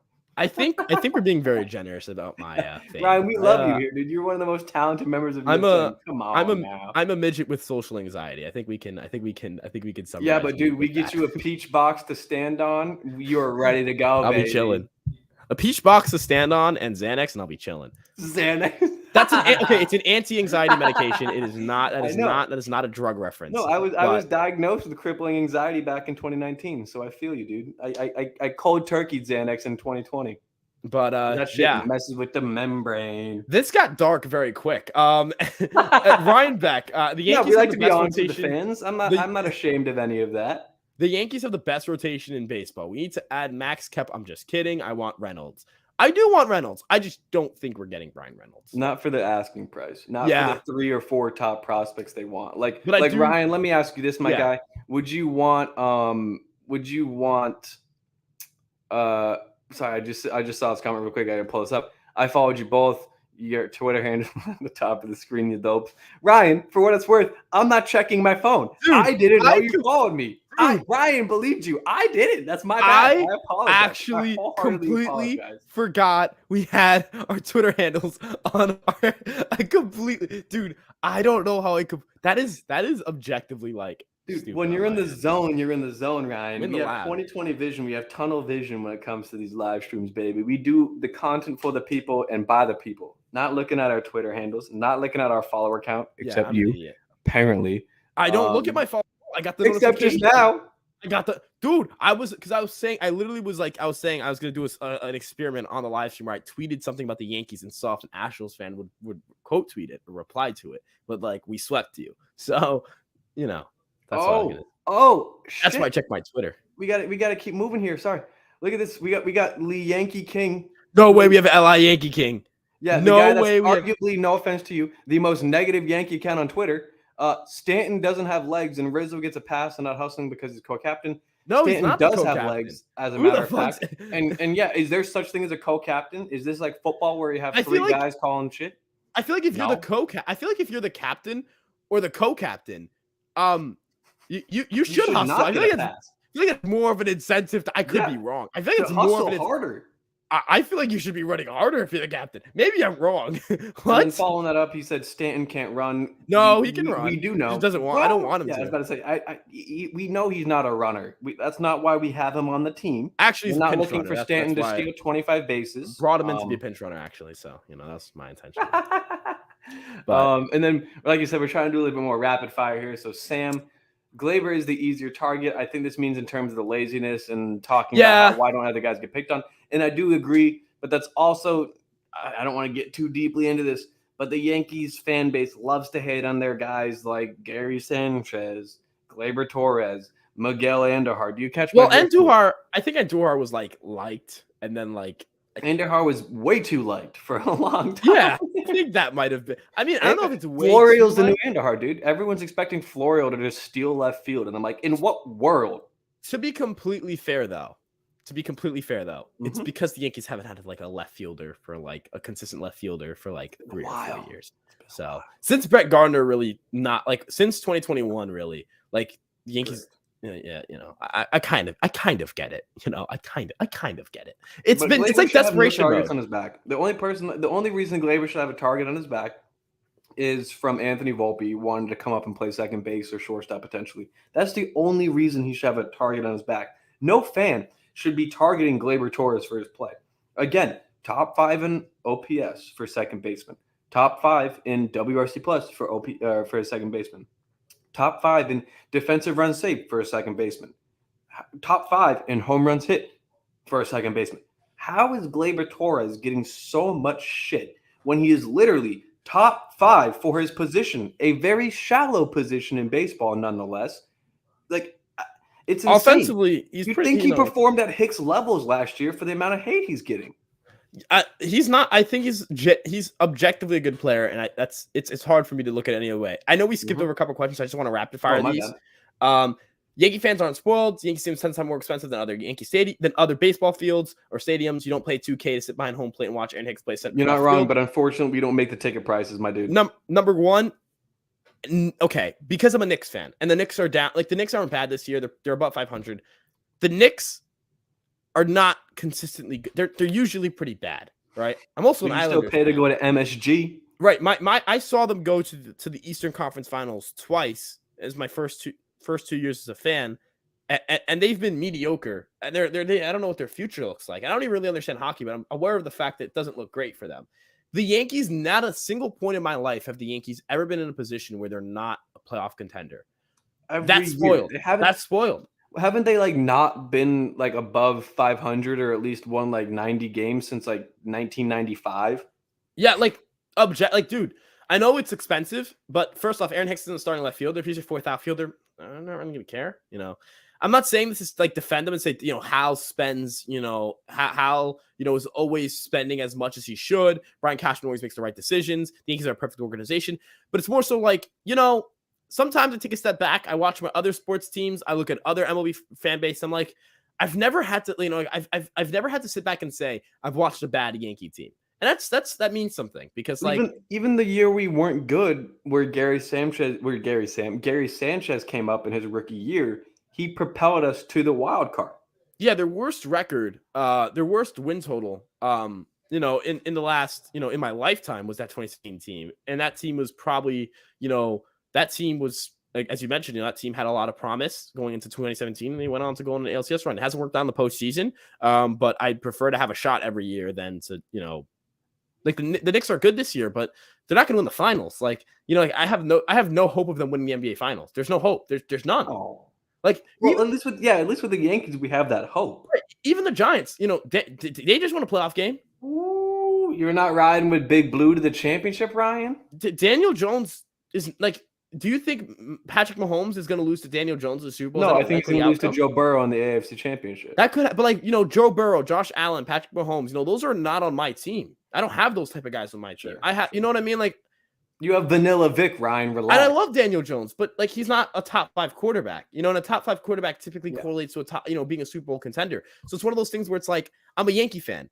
I get to see a really good team every year, and every single year we get to talk about whether this team's going to go to the World Series or not. So that means that maybe that's not enough, but it's hard to win. It's better than 99% of the circumstances that you could be in. So I don't disagree with you, man. If Oswaldo was already playing right field, that's saying something because usually you put your worst fielder and worst arm in left field, not at Yankee Stadium, because Yankee Stadium left field is for some reason really tough to play.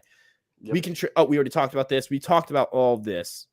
Rangers were in on, I think it's referring to Profar. Yeah. Wouldn't be surprised if they wanted him back for a reunion. Wouldn't be surprised at all. They need it. They really realistically do need another outfielder. Yeah, they do need help. They were even thinking about having Gallo come back. So they do like their guys that were more or less homegrown through the system. So I wouldn't be shocked if he moved back there. Yeah. But, moving on to I just got a DM that was so funny, but I will reveal it later. Oh, God. Here we go. But if the Yankees can move Hicks, Profar's a great fit. If the Yankees can move him, referring to Hicks, he's a good player going through a bad time. I wouldn't say he's a good player, but I get it. This isn't. I don't think this is a fit for him. I wouldn't give away too many prospects. Hicks is an above-average player. Like he's a solid F, a 1.5 F4 last year is 1.5 wins above replacement level, which means you're 1.5 wins above the guy that should be taking your job. So if Hicks can put another 1.7 season together, that's not a good player. I will agree with you, but that's still an average baseball player. I think we conflate average with bad a lot because we're the Yankees, so like we usually don't roster 1.7 for the Yankees is like that's fucking dog shit. No, it is. It's like you're terrible if that's what you are. Yeah, every Yankees fan expects the team to be nothing but 4 WAR superstars. No, but I get it. No, I get it. I get it. Like he shouldn't start, and he started for too long. I totally get that. God, but no, I do agree though with the last point. I wouldn't give up too much. I wouldn't give away too many prospects for Reynolds either. I think that's a consensus here. If we lose Jason Dominguez for Reynolds, I will riot. That's the only thing I'm saying on that. We did talk. Oh wait, did we talk? No, we did not talk. No, this is Franklin Richards earlier, where he said 76 years. He's been watching since 76. That's when he was talking about. No, I think it was Costello. Franklin. No, Costello was a different. He said 76. Franklin Richards, this is a different comment. Born in the late 70s, been a Yankee fan since I was a member. That's awesome. Dude, you're awesome, Franklin. I love seeing long-time Yankee fans like that. Profar is like Evaldi, leak negotiation tactics. I still think the Yankees get Reynolds. I just think it depends. If the Pirates really move off their price point, sure, but reports just haven't indicated that. So that's just my take on it. I think we agree there. That's fair. The Yankees lineup is still several moves away from being able to hit the Astros rotation. Their only hope at this point is to avoid playing Houston in the playoffs. No. Okay. No. Quite frankly, Not saying, I want to face the Astros in the postseason because, you want to have you want to face as many not good teams as possible because it increases your World Series odds.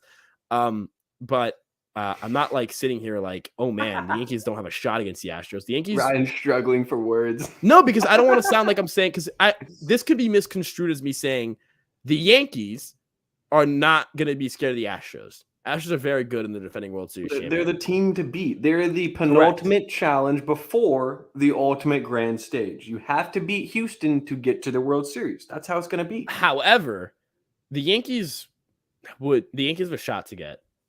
The Yankees are a pretty good shot against the Astros. This is a 50-50 kind of situation. This could go either way. They're pretty evenly matched. Sure. So, yeah. Oh, LA Yankee King just gave us a $5 donation. What? Dude, what are you we doing legit just I feel bad now. I feel bad too. Oh god, right, we're showing on like the first point he made. I'm not gonna. Oh, he gave us a super. Okay. Yeah, you're fucking appreciate you, dude. Sorry.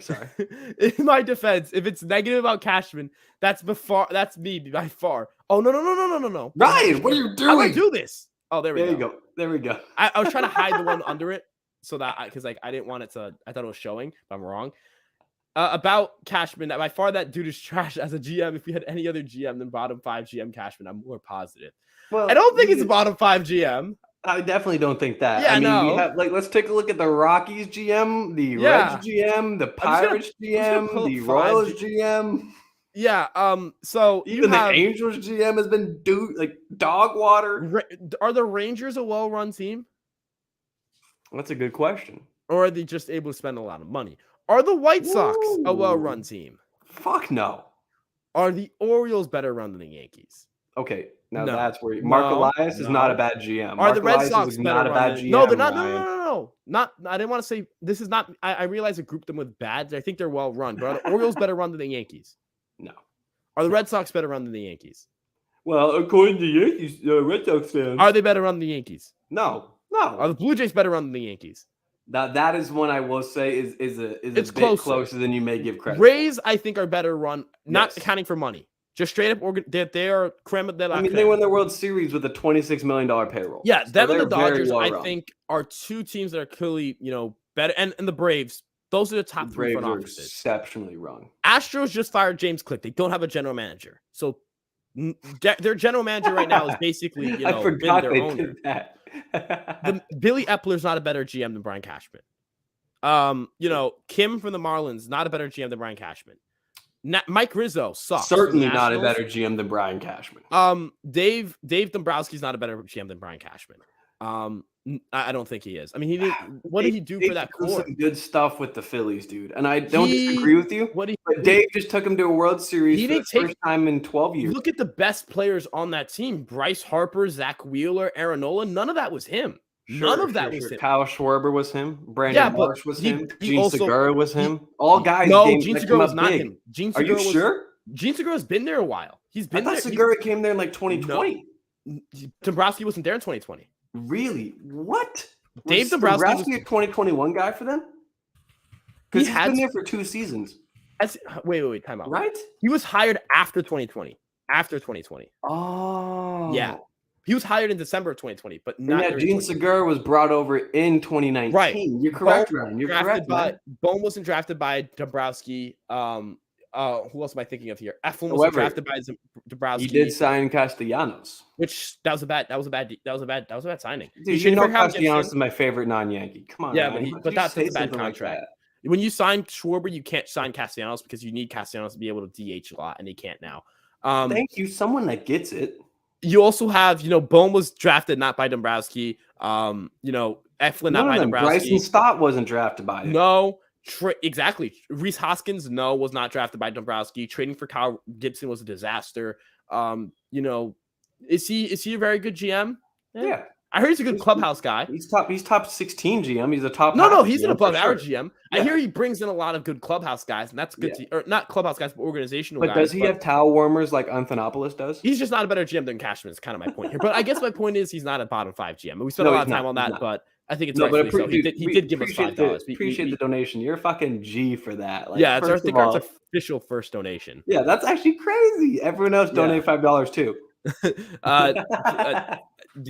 Go spend $5 on a $5 biggie bag. That's Shut the hell up, Ryan. dude. Spend $5 in Fireside Yankees. Okay, the $5 biggie bag. I'm not gonna go crazy on this. The $5 biggie bag is a heist, and you're robbing Wendy's, so do it. Anyways, Ryan Beck brought up a great point. I don't even know. I can't even remember who the Pirates GM is because I've never heard his name. Ben Carrington. So yeah, Ben Carrington. He's also bottom 5 GM. Great point.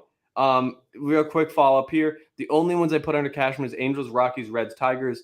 Royals are below them for sure. I would absolutely say the Marlins are below them. I don't think Kim is an amazing GM, if I'm being for real. The NL Central, every team except for probably the Cardinals are not great in terms of general management. The Brewers have made one signing this offseason, and it was their commentator. Just kidding. It was Brian Anderson, the non-commentator for the Brewers. So I think Cashman's a top 12 GM in baseball. I think he's a top 10. So and he's got guys around him now to help him succeed more going forward. Like I think Sabian was a really, really good get for the Yankees. And everyone was like, oh, yeah, look at that. Hal is bringing in someone else. Cashman makes those signings, guys. That's not Hal. Hal doesn't do that type of shit. That's all Cashman. It's kind of hard to say a GM is bottom 5 when he's been above. He hasn't had a below 500 team. That's the Yankees haven't missed the playoffs in like a decade, in like 2 decades. How can we No, they've missed the playoffs, but they haven't been like once. below 500. Yeah, I think it was like a couple times. I think it was 3 times maybe. Either way. 13, 14, 16, 08. Okay, yeah, so it's 4 times. 4 times. 4 times. Either way, 4 times missing the playoffs. You want to know how many times the Phillies have made the playoffs in the past 2 decades? Like 4 times in total. Yeah. So if we're really going to complain about that, then again, that just kind of goes back to maybe we are a bit more spoiled as Yankees fans than we'd like to admit. All right, we're gonna start. I gotta make sure we rapid fire these because we have. I think we're probably gonna stick around for about half an hour, so I don't want to miss out any questions. I'll answer this one for you, Ryan. Yeah. No. Yeah, he isn't a strikeout guy. So no. I appreciate Joe. Awesome. I know he's. Yeah, JDG is the man. He's been really great in these live streams. Appreciate you stopping by. And Sean Yele is fun to use in OBS show because he's like 7'5". But in real life, a 5.7 ERA with a 3.6 FIP, or 3.5 FIP, and the guy that, like Ryan said, doesn't get swings and misses is not someone I want to toss into the team. Especially throwing into a bullpen role. It's not a great idea, probably. This is true. Guys with good changeups are great against opposite-handed hitters. Vertical separation, folks. Where's the Ron Marinaccio included in that parentheses, Ryan? That's a good troll. Leaving out Marinaccio is an A-tier troll. Profile would not elevate this team, so why bring him in? Moving Cabrera to a utility role elevates this team. Again, it gives you he's the next man up. Anyone goes down, anyone struggles, he's the next man up. And Profar is a above average hitter, so that adds that to the team. Thoughts on the pitch clock this year? You're gonna love the next comment. You're gonna love the next thoughts on the pitch clock this year. Not this one. I don't mind it. I think you and I can kind of be in agreement, Ryan. I think that the pitch clock does some good for baseball, especially for a lot of the pitchers that like to take their time on the mound. There are a lot of guys out there that kind of waste away seconds. But I'm one of you and I agreed on this. We're 2 of the guys that like long baseball games. We don't really care if the game goes 2 hours and 30 minutes or if it goes 3 hours, because at the end of the day, if it goes 3 hours, it probably means it was like a 7-5 ball game. Now, I will say one thing. I cannot stand in a postseason game when I'm fucking sweating my ass off in 30 seconds, 40 seconds between pitches. I love long pitches that do that. There's pitches that like Pedro Baez did that forever. I cannot wait 5 minutes to figure out, whether we got a batter or not. Fernando Rodney was the king of that. I'm not trying to die at the age of 40. I'm trying to be a lifelong Yankee fan that has like 50, 60. I want to live to have kids and see them go to college. Sure. This is the one I was talking about. Jalen Guzman. Nick, I bet, is going to love you forever. Nick, take this one away. Jalen, first of all, I haven't seen you in the chat previously. Feel free to follow me on Twitter. Shoot me a DM. I'd love to give you a shout out for this awesome ass point. They should bring back Tyler Wade, T Dizzle, my shizzle with some rizzle. He will be a good option for left field. Plus, he can play anywhere. Plus, they need more speed in the lineup. Look, Jalen, I couldn't agree more with you, my guy. I have a fucking Tyler Wade jersey. And I even went to the length of getting Wade on the back so I could get laughed at by Yankees fans, but also so I could say, I have a Tyler Wade fucking jersey. I love T Dizzle, and I will die on this hill that I think he's a better shortstop than IKF. Ryan and everyone else disagrees with me. That's fine, whatever. But I don't know if he's a good option for left field, especially because he's on the A's right now. Now, if Oakland doesn't value his skill set because they're a bunch of bozos and they're too busy trying to move to some expensive-ass ballpark that they can't afford, having sold 4,000 tickets in total last year, then sure, I'd love to take Tyler Wade back. I just don't think the Yankees would. I think I think that ship has sailed, to use a great expression. But yeah, bring back T Dizzle by all means, and I will love this team even more. And in fact, I'd be willing to go as far as to say Brian Cashman, I know the Yankee King or LI and maybe Long Island Yankee King would agree with me here. He'd be the best GM in baseball if we bring back T Dizzle. No. Just no. I'm just leave it no. You know, I'm not gonna yuck your yum. I'm just gonna let you have this one. I'm gonna let you have this one. I'm gonna let you have this one. Oh God. All right. Gardner should be in Monument Park or the barbecue place in left field, whoever is hiring. Right. Okay. Gardner should be in Monument Park. And honestly, sure. Have him be whooping up some barbecue there. Yeah. Any role I posted this on the Twitter earlier. I'd love to see Brett Gardner brought back in some capacity with the organization, whether that be a minor league coach or a bench coach or a developmental guy or a scout or a guy in the analytics department. I think Brett Gardner would be an incredibly valuable asset to this team. His baseball IQ has always been tops of the league.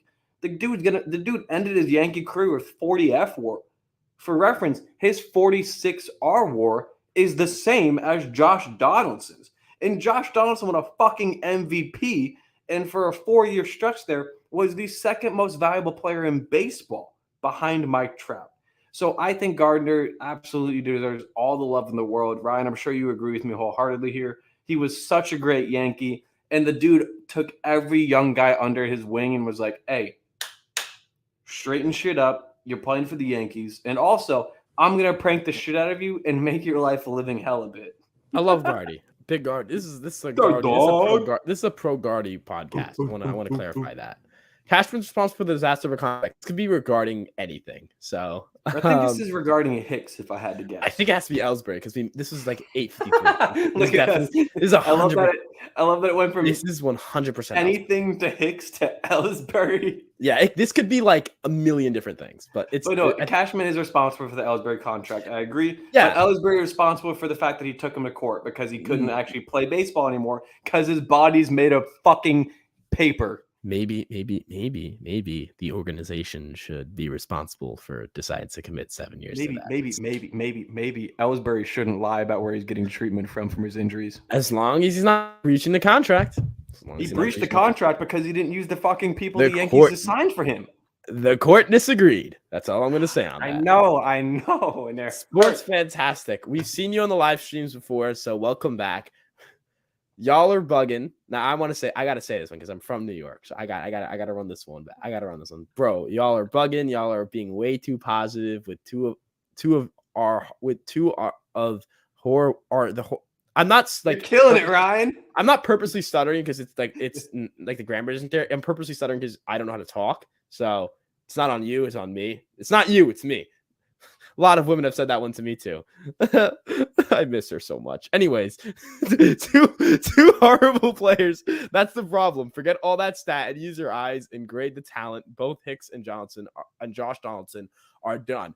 But they're not though. Josh Donaldson making $21 million a year. So how is he done? Also, grading the talent would mean giving them like a number, which would be giving them a stat. Hicks D+, Donaldson C-. Would we be like inventing PFF grades for baseball players? That would actually be like a weird concept. Should this be something we work on? Fireside Yankees like PFF, or I guess they have PBF, Pro Baseball Focus. Yeah, sure, I'm down. Let's do it, dude. Fuck it. Yeah, we can do this. It's so easy. And at the end of the day, PFF grades means such horse shit over time. They actually, like, weirdly enough, like had a strong correlation with like EPA for a while, if I'm not mistaken. Yeah, but if I'm not mistaken, PFF had Tua Tagovailoa as a top 4 quarterback last year by grade, and in no way, shape, or form was he. I guess up until like week 9 or 10 when he like kind of sat out due to concussion. Once he what had world was he a top 4 quarterback in football? I mean, he was like an MVP candidate at that Because point. he has two of the fastest receivers to ever grace the planet Earth, And and he Mike was, Gesicki, and hey Laramie man, Tunsil at they left gave tackle. they gave Teddy Bridgewater two of the Or not best wide Laramie receiver. Tunsil, excuse me, Teron Armstead. My bad. Look, man, you had Teddy Bridgewater and Skylar Thompson with those same whips. They were god awful. Yeah, Like and you would expect. Skylar Thompson almost fucking beat the Bills. So That is true. That is true. Shout out my dog Skylar Thompson. I'm sorry for disrespecting you, my goat. no, But I'm not I, sorry. I He went 16 for 50. I do want to say, unironically, unfortunately, for a lot of, the way I look at things here is that, you can't look at baseball and just react based on emotions, right? Not everyone, like, I don't care how big of a diehard Yankee fan you are, you're not, you know, intensely watching every single play of every single game. That's not true. That's not that's not realistic. Our job is supposed to be talking about the Yankees. I can sit here and I think everyone in Fireside Yankees would tell you we didn't sit back and watch every single play that Josh Johnson made extensively time and time again and then come up with an opinion. Baseball's very fortunate. We're very fortunate with baseball that data has come a long way, and you don't have to do that to get like a pretty good, pretty accurate description of a player. That's the importance of stats and projections as well. So ultimately, they're not horrible players. They're league average players. That's objectively what they are. If you look at horrible players, you'll see a horrible player. Like, yeah, Jarren Duran had a negative 0.3 F WAR last season. You want to talk about horrible players? Take a look at the Red Sox. Look, there we don't even have to look at other teams. Look at our own team. Watching, we've had to watch, Don't you dare level. say Tyler Wade. No, I wasn't going to say Tyler Wade because I will say, Tyler Wade was a good pinch runner and he was late game substitution. Not like a good pinch runner, Ryan. An exceptional pinch yes, runner. It would be me contradicting myself if I sat here and said, seriously, he's a horrible player. He's a solid player on a bench. He's a good bench player. He's going to be the A's star with Seth Brown this season, dude. It's a little bit much, but I'm giving you a lot here. I'm really pulling for you. And I appreciate you're really you. You're really pushing it. You're really pushing it. You're really. Right. I'm trying very hard. And this is also off of the backs of the earlier episode where I shit on Albert Abreu. You have all free reign, my dude. You got free reign to shit on him. But I'm trying to be like in the sense of like it's hard to like you can tell when a player is horrible. We've seen like post surgery and Duhar is like legitimately one of the worst Yankees. Like the Yankees have like rostered like. It's bad. Or Marwin Gonzalez at the plate last year. Eduardo Nunez. Yeah, he was pretty bad. Eduardo Nunez was so good with like the Red Sox, of course, but he was fucking awful. I think an easy example is Marwin Gonzalez. He wasn't he was awful at the plate. He was a good defender. Marwin was a Yankee. That's how bad he was. I'm gonna just talk. That's like 4 months ago. Yeah, I'm just gonna say at the plate though, because I know he was a great defender. So I'm just gonna say at the plate. Great is a strong. That word is holding a lot of weight. Horrible would mean they were so bad they were unrosterable, and you can make the defense argument. Yeah, Ramiro Pena. Right. I think is the perfect example for that. He could not field a ball. He could not hit a ball, and then he was gone. But an objectively horrible hitter would be Marwin Gonzalez, where like there is no faith they're going to hit a home run. There is no good chase rates, or good contact skills or above average power. There is none of that there. That's a horrible hitter. That's not Aaron Hicks or Josh Donaldson. So that's where I want to push back there. Moving on, I don't know what this was in reference to, but something might have been about Twitter. Instagram. Also, follow our Instagram, Fireside Yankees. Except there's a dot in between the Fireside and Yankees. So if you mess that up, we will not forgive you. No, and we will find you again. We're in your wall. Yeah, we are. This isn't a joke. Anyways, for legal purposes, that's a joke. I cannot wait for the next episode again. We're Fireside Yankees live, and then I'm prison style. Yeah, or like completely dark. It's like I am doing this episode from his walls. Like I'm doing the episode. I'm like, hey guys, what's up, guys? I'm Ryan from Fireside Yankees, and someone took my joke seriously, and the FBI was called. Or like, what if I just got like swatted? You're wearing the Domingo Herman jumpsuit. Jesus Christ. The alt uniforms until they get a left fielder. The off season is a B for the Yankees. They should finish in first place. B and B plus isn't like dramatically different. So I see your point. A is because I am one of the believers of potential internal options, and I do still think they get a left fielder. And again, like Ryan, you hit the nail on the head, dude. If they let Judge walk, Yankees fans would be pissed. They would be like, "What the hell?" But now we bring Judge back, and they're like, "Well, why didn't you do anything else?" I love the Yankees and I love Yankees fans and I love engaging with everyone. but they've got to be some of the most negative fans in baseball. Like, it's always this massive expectation that we're going to go out and get Juan Soto, Mike Trout, Shohei Ohtani, Manny Machado, Carlos Correa, Aaron Judge, Carlos Rodon, and still be like okay. Like, it's always something that it's like they didn't do enough. The Yankees have spent the most money in terms of guaranteed contracts this offseason. The Yankees have gone out and gotten guys that they need to get and bring back. The Yankees have also prioritized keeping internal talent there.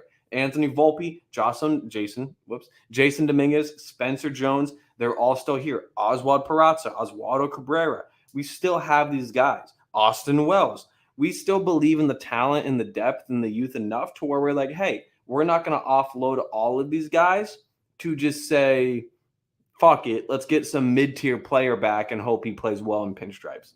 If we get a left fielder, great. If not, I'll live with it. Yeah, I think B isn't too far off from where we were at, though, so I'm not going to push. Not that far off. Generally, I'm right there with them.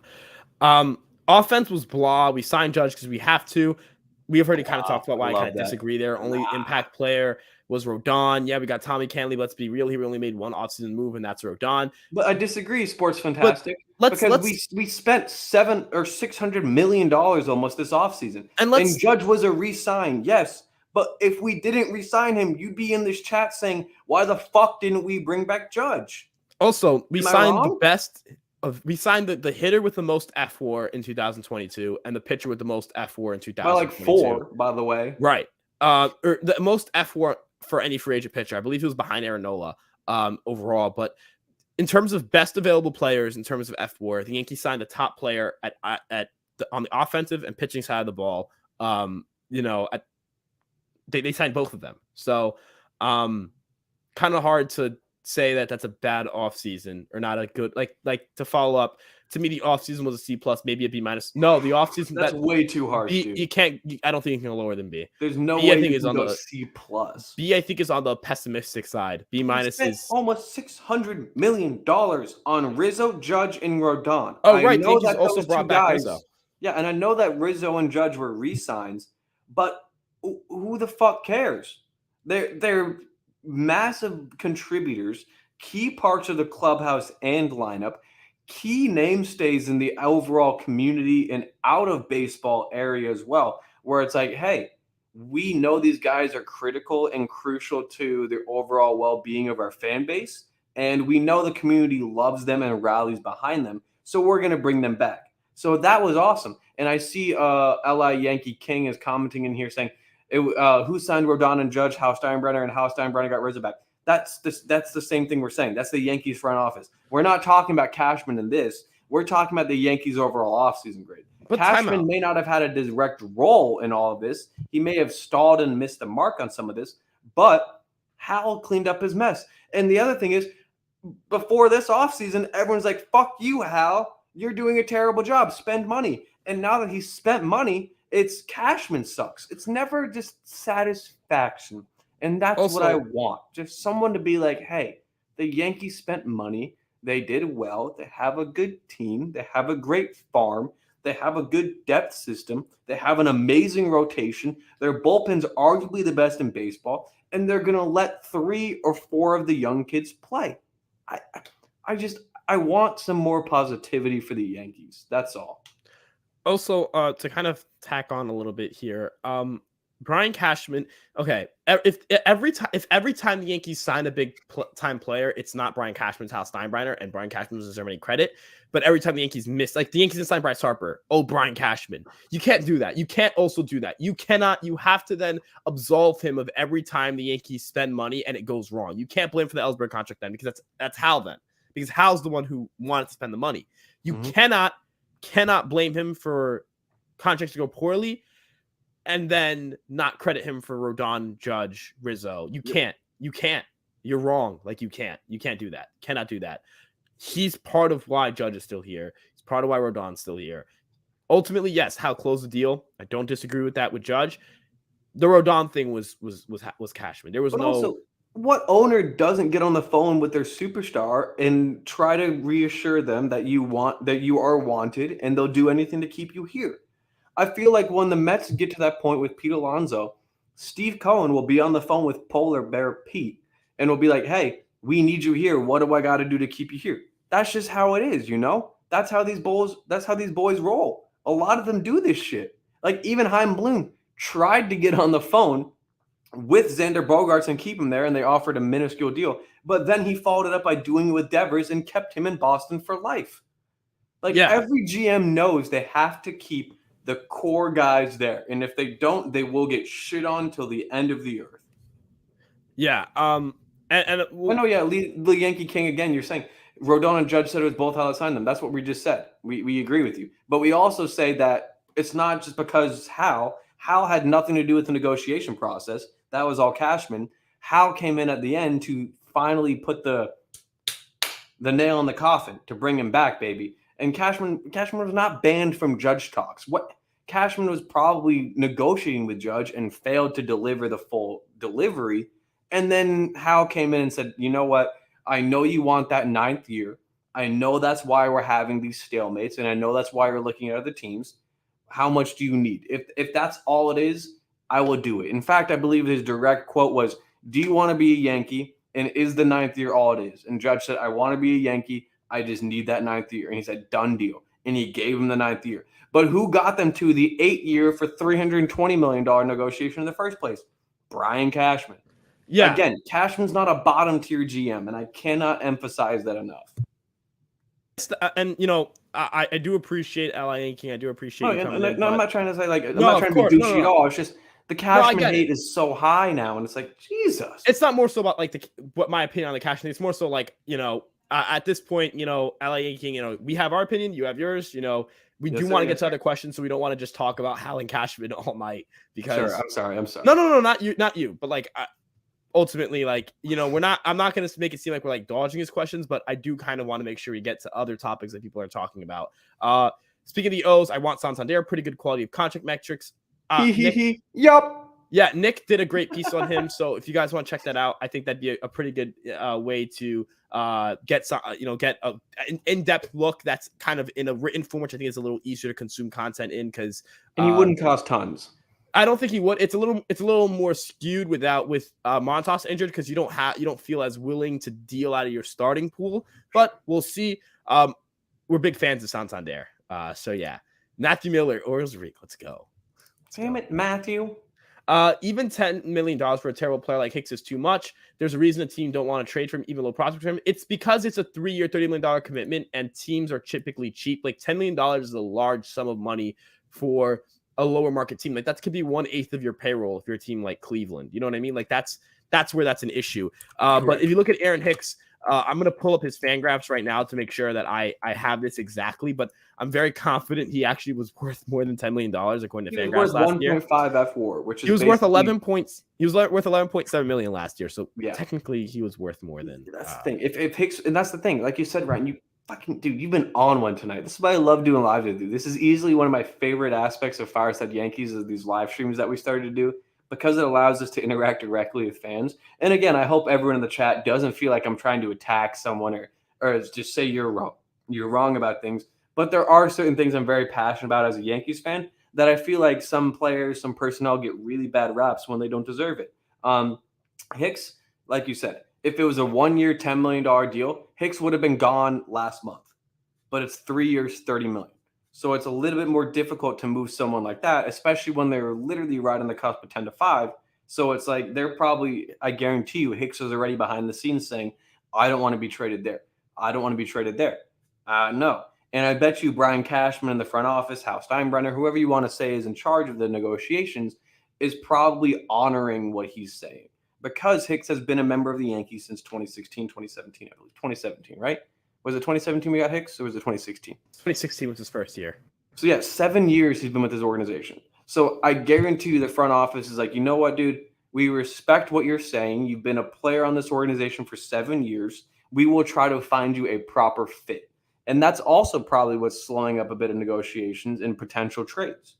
So I know Hicks is not a great player, but to say he's a terrible player, even I, who am not a big Hicks fan at all, cannot possibly sit back and say a 1.5 F4 player is a terrible player. He's again a barely above average player. Yeah, again, it comes down to the concept of horrible. It's a lot more of that's a lot stronger of a word than some people give it credit for. Matthew, I would agree outside of just Jays and Rays, but I think they're too close to have an argument about. I think the Rays are a little bit better than the Jays, but I can Matthew, go either way give there. the Orioles more credit. Nope, don't do Matthew. Don't listen to him. We are lucky the division's so weak. No, I think the Yankees would win. I'm confident the Yankees would win the AL Central, the NL Central, maybe the NL West, maybe the NL East, and maybe the AL West. So 3 of the 6 NL West are maybes. NL West I'm not as confident about because the Dodgers are just such a regular season. And the Padres are really good. So, the Yankees are better than the Padres.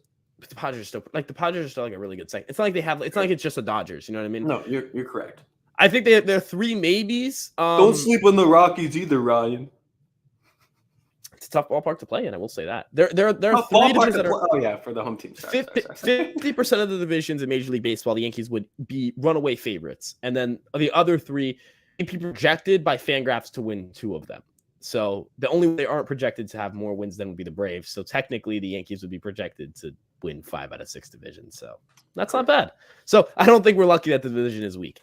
Should the Yankees go after Luis Ariz? Yes, but I don't think that's happening. I believe a report from The Athletic said their asking price is high. They won't trade Luis Ariz for just Pablo Lopez. They want Pablo Lopez and more. So really, yeah, I think we can agree that that's not happening for us. No, it's not happening. I love Ariz, beast. It's just not happening. He's agreeing with the Ariz thing. I love Ariz. We aren't giving the Blue Jays enough credit. The lineup is insane. Overall, better than the Yankees. I do think the Blue Jays are a better lineup than the Yankees. No, what do you mean you think they have a better lineup than the Yankees? They were a better lineup than the Yankees last year. I don't think they made any significant, drastic decrease. I mean, Gurriel wasn't that good of a hitter last year. Teoscar Hernandez is a tough pill to swallow, but Varsho and Hernandez will probably be separated by 10 WRC points. Yeah, I was going to say Varsho's certainly not as good of an offensive player as Hernandez is. But he's a much better defender. Yeah, his defense is fucking I think he's a better player. Yes, I agree. Yeah. I agree. And I think but also they gave up Gabriel Moreno, Lourdes Gurriel Jr., and then who was the other player they gave up? And Gabriel Moreno, I know really didn't have a pathway to the majors. But I think since we have Kirk and Jansen. But wasn't he their number 1 prospect? Yes, but that's a big give up for an outfielder who has had 1 great season. Yes, but Moreno's never been good at the major league level. So Moreno's had like a Oswald Peraza cup of coffee sample size. Yeah, but it's still important to know. And he also had an interesting decrease in power in AAA this year. So that's fair. They sold high. I think they noticed that there's maybe a trend going in the wrong direction, and that's a good sell high. I would have done that.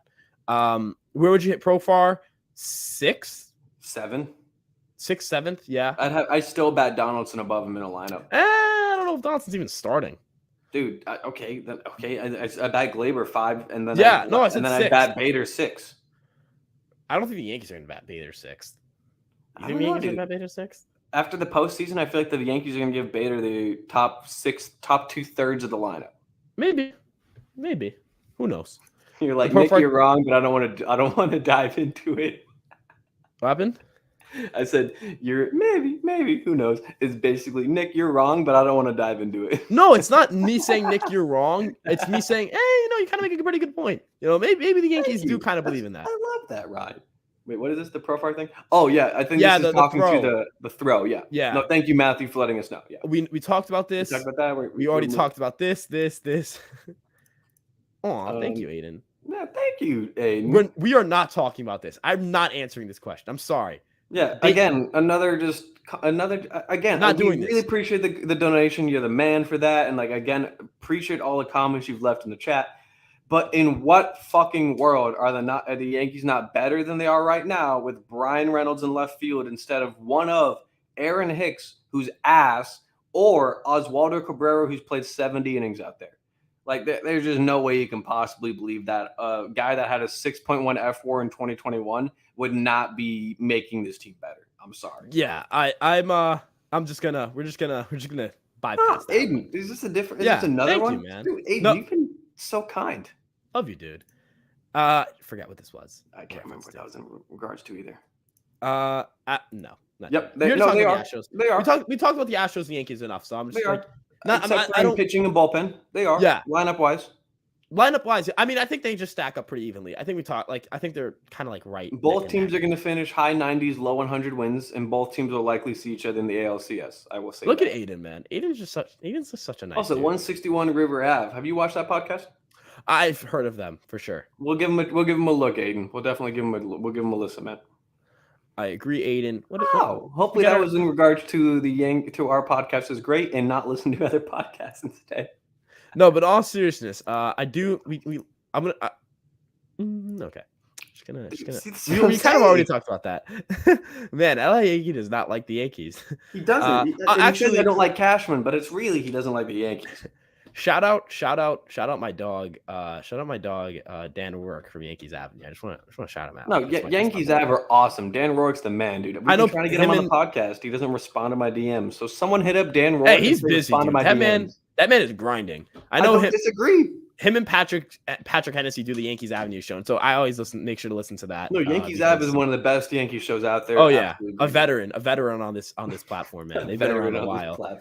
This lineup is subpar. One guy doesn't change it. They need an overhaul. No, we're not trading Torres. Why would we move Gleyber Torres? Victor, who's the only way we trade Torres is if we get a star left fielder back or a star pitcher back, and neither one seem plausible at all at this moment. We're not getting. Why would you get rid of one of the 4 best bats in the lineup when we struggle to hit in the postseason? Hey, Vic, I know. IKF is like we didn't even talk about IKF. Yeah, IFK out absolutely. JFK. More. See, I don't know why I thought JFK. Shout out. Honestly, like my mind must have been blown reading that comment about JFK. But fuck you. That comment was like, in the words of your doppelganger. How dare could you disrespect the commander-in-chief? Dude, we don't need commanding officer on this. The last thing we need is more people mentioning that I look like that guy. I want to see what that stand for this. That's the last thing we need. We need fewer people to be aware. You came at JFK. You're coming after me. Yes, sir. This comment still has me. I'm want to favorite this. So this is fucking hilarious. Because I was completely mistaken. No. You're not trading Giancarlo Stanton and DJ LeMahieu. Why would we fucking trade Giancarlo or DJ? You don't understand the lore. The lore is great there. You don't understand the lore. I feel like he's just trolling at this point. He's not, but like. And I moved at third base like a marionette. Dude, Ryan, your comments have been elite, dude. Please no Florial. He's bloody awful. Did you play Modern Warfare 2? Of course. Dude. I read that in the soap voice. It just finished a campaign today because I didn't play through the story mode. It's like no, yeah. Be careful who you trust, Sergeant. Flora is what we call a quadruple A player. Yeah, he's kind of the definition of one. This is your boy James Veer. This is a high school boy. James, what's good, James? That's a fucking awesome point, dude. All love Tyler Wade. All love Tyler Wade indeed. Yes, sir. T Dizzle. Hope you watching the videos. We've got more Nick Love. This is what you love to see. This is what you love to see. Shaking right now. I'm shaking and excited. I'm happy right now. Look at this. Amen. You know what this is all in the back? All caps. The Tyler Wade support and the Orioles not being asked. That is why people love Nick. And you know what? I'll take that. That's great. Any love we can get, we'll take. Appreciate you, Franklin. All the love you've shown the channel as well tonight. Has been amazing. And not just you, Franklin, but everyone in the chat. I know we've been having some fun trolling, shouting out people, whatever. But everyone here, much love. This has been easily the most successful live stream we've done out of the 3. So appreciate all of you guys. And Franklin, amen to you too, my brother. Amen to you too. Inshallah. Gleyber gets hated on by casuals. Yes. Yep. Yes. Calvin casuals. Call out. Let's go. To be fair to Hal, he spent this offseason, but I'm not positive he would have spent if we didn't boo him numerous times last year. We had to bully him into spending. That's how it should be, dude. You got to hold him accountable. Yeah. And when Hal got booed at, what was it? I think it wasn't old timers. I think it was when Jeter had his number retired. Right? That was what it was? Jeter's number retirement? Yes. Or was it Jeter's Hall of Fame announcement? I think it was definitely just Jeter. I know it was a Jeter thing. Jeter. And that's when in that moment he realized, oh shit, if I don't keep Judge, I may not keep my job. So I do think that at the end of the day, Yankees Twitter and Yankees like socials or whatever certainly don't have a role in whatever these decisions are, whatever decisions are made. But these people are human just like anyone else. Hal goes on Twitter. Hal has a Twitter, I guarantee you. And he probably sees if you don't re-sign Judge, no one's buying chicken buckets. And you know what that means? Money not in his pocket. So I said credit this. to Hal, dude. I said this earlier in the offseason. The Yankees spent a lot this year, and they made a lot this year. And I imagine that's Hal was like, okay, so I'm going to spend a lot again and make a lot again. I'm also tweeting something right now that you should definitely check out because you're going to love it, Nick. You're going to love it. Well, I'll check it out here in a bit, Ryan. I'll check it out after the episode. Not now, but you're 2020 tunnel vision, dude. I am don't worry, focusing it's on all the related. I'm Nick locked Nielsen in. love and Tyler Wade love. I'm so locked in, dude. Mets fans think their GM Epler is the worst. I don't think he's the worst, but God, no. Billy New Epler, York, right? Billy Epler? Yeah, I don't think he's the worst. Certainly not the worst. Dude, New York sports fans hate their own teams, and I'm not any better. I thought Epler was the VP, like Cashman. Like I thought Cohen's the GM. Maybe he's the VP, or maybe it's the other way. Either way, no idea. I think the Mets, in all credit to them, I know the Correa deal fell through, and I like to chirp them a little bit. Also, because of the fact that they used the same doctor the Giants did, that's pretty fucking stupid. But the Mets have done well in spending money and trying to build out a good roster. Getting Verlander, as much as I love to chirp, is a great move. However, having he and Scherzer as your 1-2 is a bit like, for as much as people like to criticize the Yankees for their injuries, their injury-prone aging veterans, you cannot say that and then say the Mets have the best rotation with two 40-year-olds. I just don't see how that's at all plausible. Yeah, no, I love how you preface that by like, I don't, he's not the worst GM, but remember the time where he just completely fucked up? He's not the worst GM though. You remember that? It was pretty funny. Like that. I love the way you use that. I do roll, Ryan. The Colin, I know we mentioned this, but like the Colin Cowherd thing in there. Dude, I love the Colin Cowherd. And you know my favorite part is that I watch the Herd every day because I love listening to Colin Cowherd because I think I literally have this in my fucking LinkedIn bio that I want to be the baseball's Colin Cowherd, where I have a platform to talk about baseball and get people to listen. Basically what I'm doing now, except for millions of people or billions. But no, yeah. The Pirates are fucking stupid. There's a reason that they made nothing but terrible trade after terrible trade. And the fact that they got lucky with Brian Hayes and O'Neal Cruz does not change that. They gave away Tyler Glasnow, Shane Baz, Jameson Taillon, and held on to Mitch Keller. Different GM, I think. Different GM. Either way, who cares? Terrible ownership overall. Yeah, the ownership's bad for sure. We're gonna blow by these because we're kind of going past the 2-hour mark, so I want to make sure we get to all of these. And my throat is. You know who would love playing for the Angels, Ryan? Aaron Hicks. Aaron Hicks would definitely love playing for the Baltimore. The Los Angeles Angels of Anaheim. Angels, the Los Angeles. I said Baltimore. What is wrong with me? The Angels aren't a baseball Angels team. Of Anaheim of Los Angeles of Anaheim. Moving on. So does Judge get a Seattle shirt for captain? No, because it's never happened before. So I don't think it will change. And it shouldn't happen now. Maranacio to Nick is what Brett Favre was. Well, I hope that means that Brett Favre wasn't one of those people that were benefiting off of not Brett Favre, John Madden were one of those people, RIP, that were benefiting off of Brett Favre's little welfare scam going on. No, I think it's more so like John Madden loves Favre's game. And I love Maranacio. If this is to say that, Maranacio is going to be regarded as a top 10 player in his position and that Nick is going to go on to be one of the most iconic broadcasters to ever do it, this is a good reality we want to live in. I'm already there. All right. Your time is done. It's over. You lost. I know you. No, I'm joking. I'm joking. I will send you your $5 back. You fucking. We're joking. Bitch. We're joking. We love you. I love you for that. Were you wearing? Hold on. I wasn't, dude. I've never been to Carolina in my life. And also, like I said, mine has the name on the back. I'm willing to bet that a lot of people don't put the name on the back, especially with Tyler Wade. In fact, I don't even think Tyler Wade has a jersey with the name Wade on the back. And you know what? Maybe I shouldn't have this much of a love for Tyler Wade. All he did when I posted the jersey to my story was just like it. Like, the dude didn't swipe up and say, appreciate the love, or like, I'd love to join you on a podcast. He just liked it. It's simple double tap. So everyone here, go ahead and flood Tyler Wade's DMs with join Fireside Yankees for a podcast episode, and I will personally Venmo you all $1. Yes. Wait. I'm saying it now. I'm just saying it now. Man. Gardner's a great guy and a great Yankee. I miss him. I miss him too. Yes, sir. He was Monument Park. Absolutely. My dog. I miss playing. I'm playing Batman Arkham City while listening. Dude, amazing game. The entire Arkham series, Ryan, give it a go, dude. Arkham Asylum was one of my favorite games I've ever played. I need to make sure I need to get on my gaming thing because I've only been playing like first-person shooters and Pokemon. So Also, I real need to get one of quickly, it. this is a great segue for this. For the chat here that's still left over as we kind of wrap up here in the next 10, 15 minutes. Would you be down to see Ryan and I play a little bit of MLB The Show this upcoming season? We've been thinking about potentially doing a couple of live streams this season about like Yankees franchise rebuilds, starting from nothing, or maybe doing like a terrible ass franchise like the Pirates or the Reds and saying, fuck it, let's see if we can get to a World Series in 5 years. Would you guys be down to watch something like that? It'd be kind of similar to this, except we'd be playing video games at the same time. So that's just, I wanted to kind of get that out there, a little segue, but that was the perfect opportunity to do so.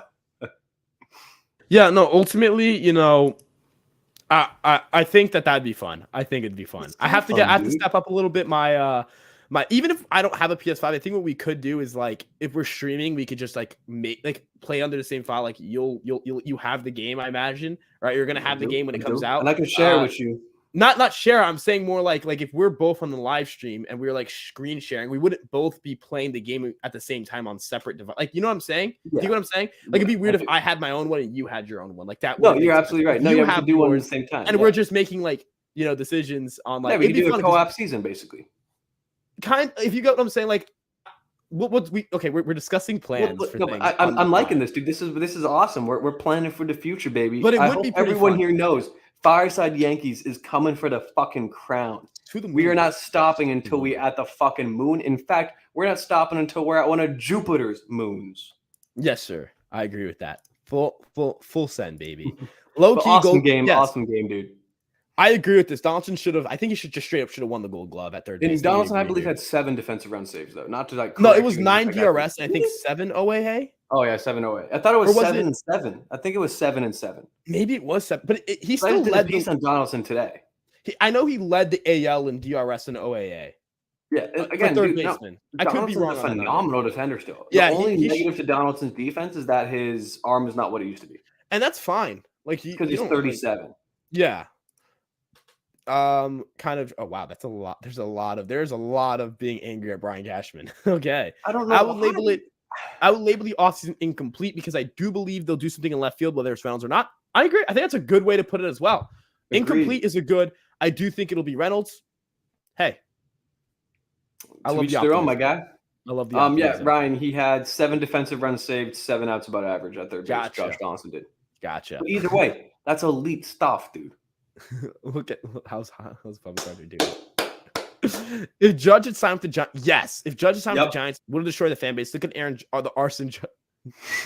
I love that's never gonna not make me laugh. I'm sorry. I know that wasn't there to make me laugh, but You want to hear something fucked, Ryan? When the arson Judge news broke, I was having dinner with my family in San Diego, so I didn't even have my phone on me. And then literally 12 minutes later, I came back and saw the notifications. And then like a minute after that, John Heyman tweeted out, "My mistake." And I was like, what do you fucking mean you're a mistake? I want to clarify. I was in my apartment still. I almost collapsed to my knees. Like it was bad. Like, I remember, dude, I was already ready to cry. Like that was heart shattering. I was gonna, dude, I'm so fucking mad. John Heyman, like I'm gonna not relive that trauma. John Heyman and Boob Nightingale should not have jobs. We are firm believers that baseball should continue to get younger, and baseball media is the same way. We recently had a podcast with Eli Fishman. The dude is 20 years old and is one of the most knowledgeable people I've ever talked to. So if you want to keep believing in all these old-ass idiots like John Heyman that were literally just perusing the halls at winter meetings, not knowing what to do with themselves because they didn't have their little Jack and Coke, then fine, do that. But we like to ride with the young guns. And in fact, Jeff Passan, the best reporter in baseball for a reason, because he doesn't just spew anything he hears, like Boob Nightingale and John Heyman have done for years at this point. Yeah, for sure. And on top of that, I can't really think about this team without Aaron Judge. James says awful, dude. No, I think many fans knew work still had to be done. Regardless if the Yankees signed everyone back, work was still needed. The basis was the fans would be happier if they could do different in 2023. I think Rodon is such a big signing. And if they add a left fielder, that's such a like Rodon in its own right is such a big addition. It's kind of hard to say that it wasn't a big addition. You know what I mean? So that's just kind of how I feel about things. Also, they don't bring in Frankie. That one gets a star. That one gets a star. Look at that. See, this is what I'm talking about, Frankie. All my fans are coming out tonight. I've got like 3 comments. This was kind of a follow-up to the previous comment from James. That's why I kind of went down. I didn't want to like cut off your point. If the Yankees could, I mean, if the Yankees could do different in 2023, that was the main goal. We're still where we were. That's why fans are underwhelmed, and not because we aren't ever happy with moves.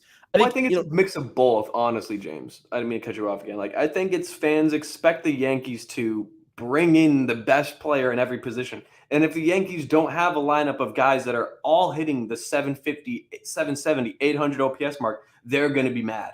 But that's baseball now. There is not one team in baseball that has an entire lineup of 800 OPS players. Even the Astros, who have now all of a sudden decided to sing Kumbaya around Chas McCormick and Martin Maldonado, did not have an entire lineup of 800 OPS players.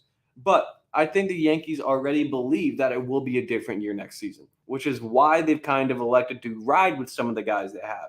Having Peraza start at short is immediately an upgrade over IKF. Having Cabrera play left field more than Joey Gallo, who is awful to start the season, and Aaron Hicks, who everyone hates, is immediately an upgrade. And I believe a lot of people have also brought up great points. We could still bring in someone. It's not the end of the offseason just yet. Third base, DJ will play more. Second base, Glaber literally bounced back in such an insurmountable way that so many Yankees fans fucking hate to admit it, and they can't come to terms with it. Glaber Torres is the top 5 second baseman, and every Yankees fan will like you to believe that he's a bottom 5 second baseman. So I think that this team is substantially better than it was last year, even if the only real moves we've made were Canely and Rodon. So that's my opinion on it. And I know it's not offensive, but again, it's also this factor of like, you know, if we're the same place that we were coming into as we were last year, then that means we're the 4th best offense in baseball, because last year's team was the 4th best offense in baseball. So that's kind of how I view. Like, if this team's the 4th best offense in baseball and the best pitching staff in baseball, probably going to win the world. They're probably going to win the World Series. Again, probability says that's not, you can't say that about a team, but they're probably going to win the division and probably have a good chance to win the World Series. But I digress. What do you think about Carson Coleman for the bullpen? I love Carson Coleman. I love him so much. Carson Coleman, I love you. I hope one day you're listening to this, and I hope you know I love you. That was really weird. I'm too far into this. Ron Marinaccio, if you're listening to this, I love. Yeah, I'm too far into this. I'm not like 16 anymore. I can like say kind of stupid stuff. You're illegal now, Ryan. You gotta be careful. Not even just that. Like, I actually have like people listening to this. I'm not like just talking to the void, to the voices in my head. Hicks Loki had the best. I remember like watching that with the audio. I was going nuts, dude. That was crazy. Ryan Presley still doesn't get sleep because of it. Aaron Hicks Loki like owns Ryan Presley, but that's pretty crazy. He kind of does. And to be fair, the Yankees in general are pretty good against Ryan Presley. Yeah. He's bad against us from what I remember. We kind of clobbered him in the postseason too. Like, they had to use Rafael Montero and Brian Abreu a fuck ton against us, and Ryan Stanek even. Oh, good night, Stanek. Yeah, I want to say. Yeah, I know he's probably asleep now, but Aiden, thank you for stopping by. We appreciate you a lot, dog. Much love, my dude. Let's go Yankees. Yes, let's go Yankees, baby. I had him at 6-7-2, and I have. Ryan is like awesome, dude.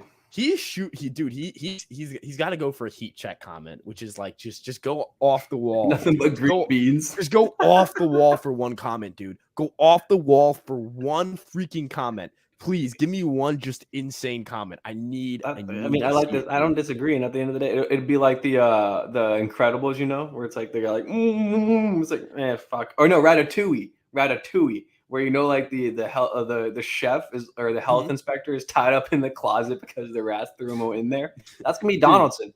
We're gonna be heading back to the Bronx at the end of March, and they'll be like, "Has anyone seen Josh? I haven't seen him."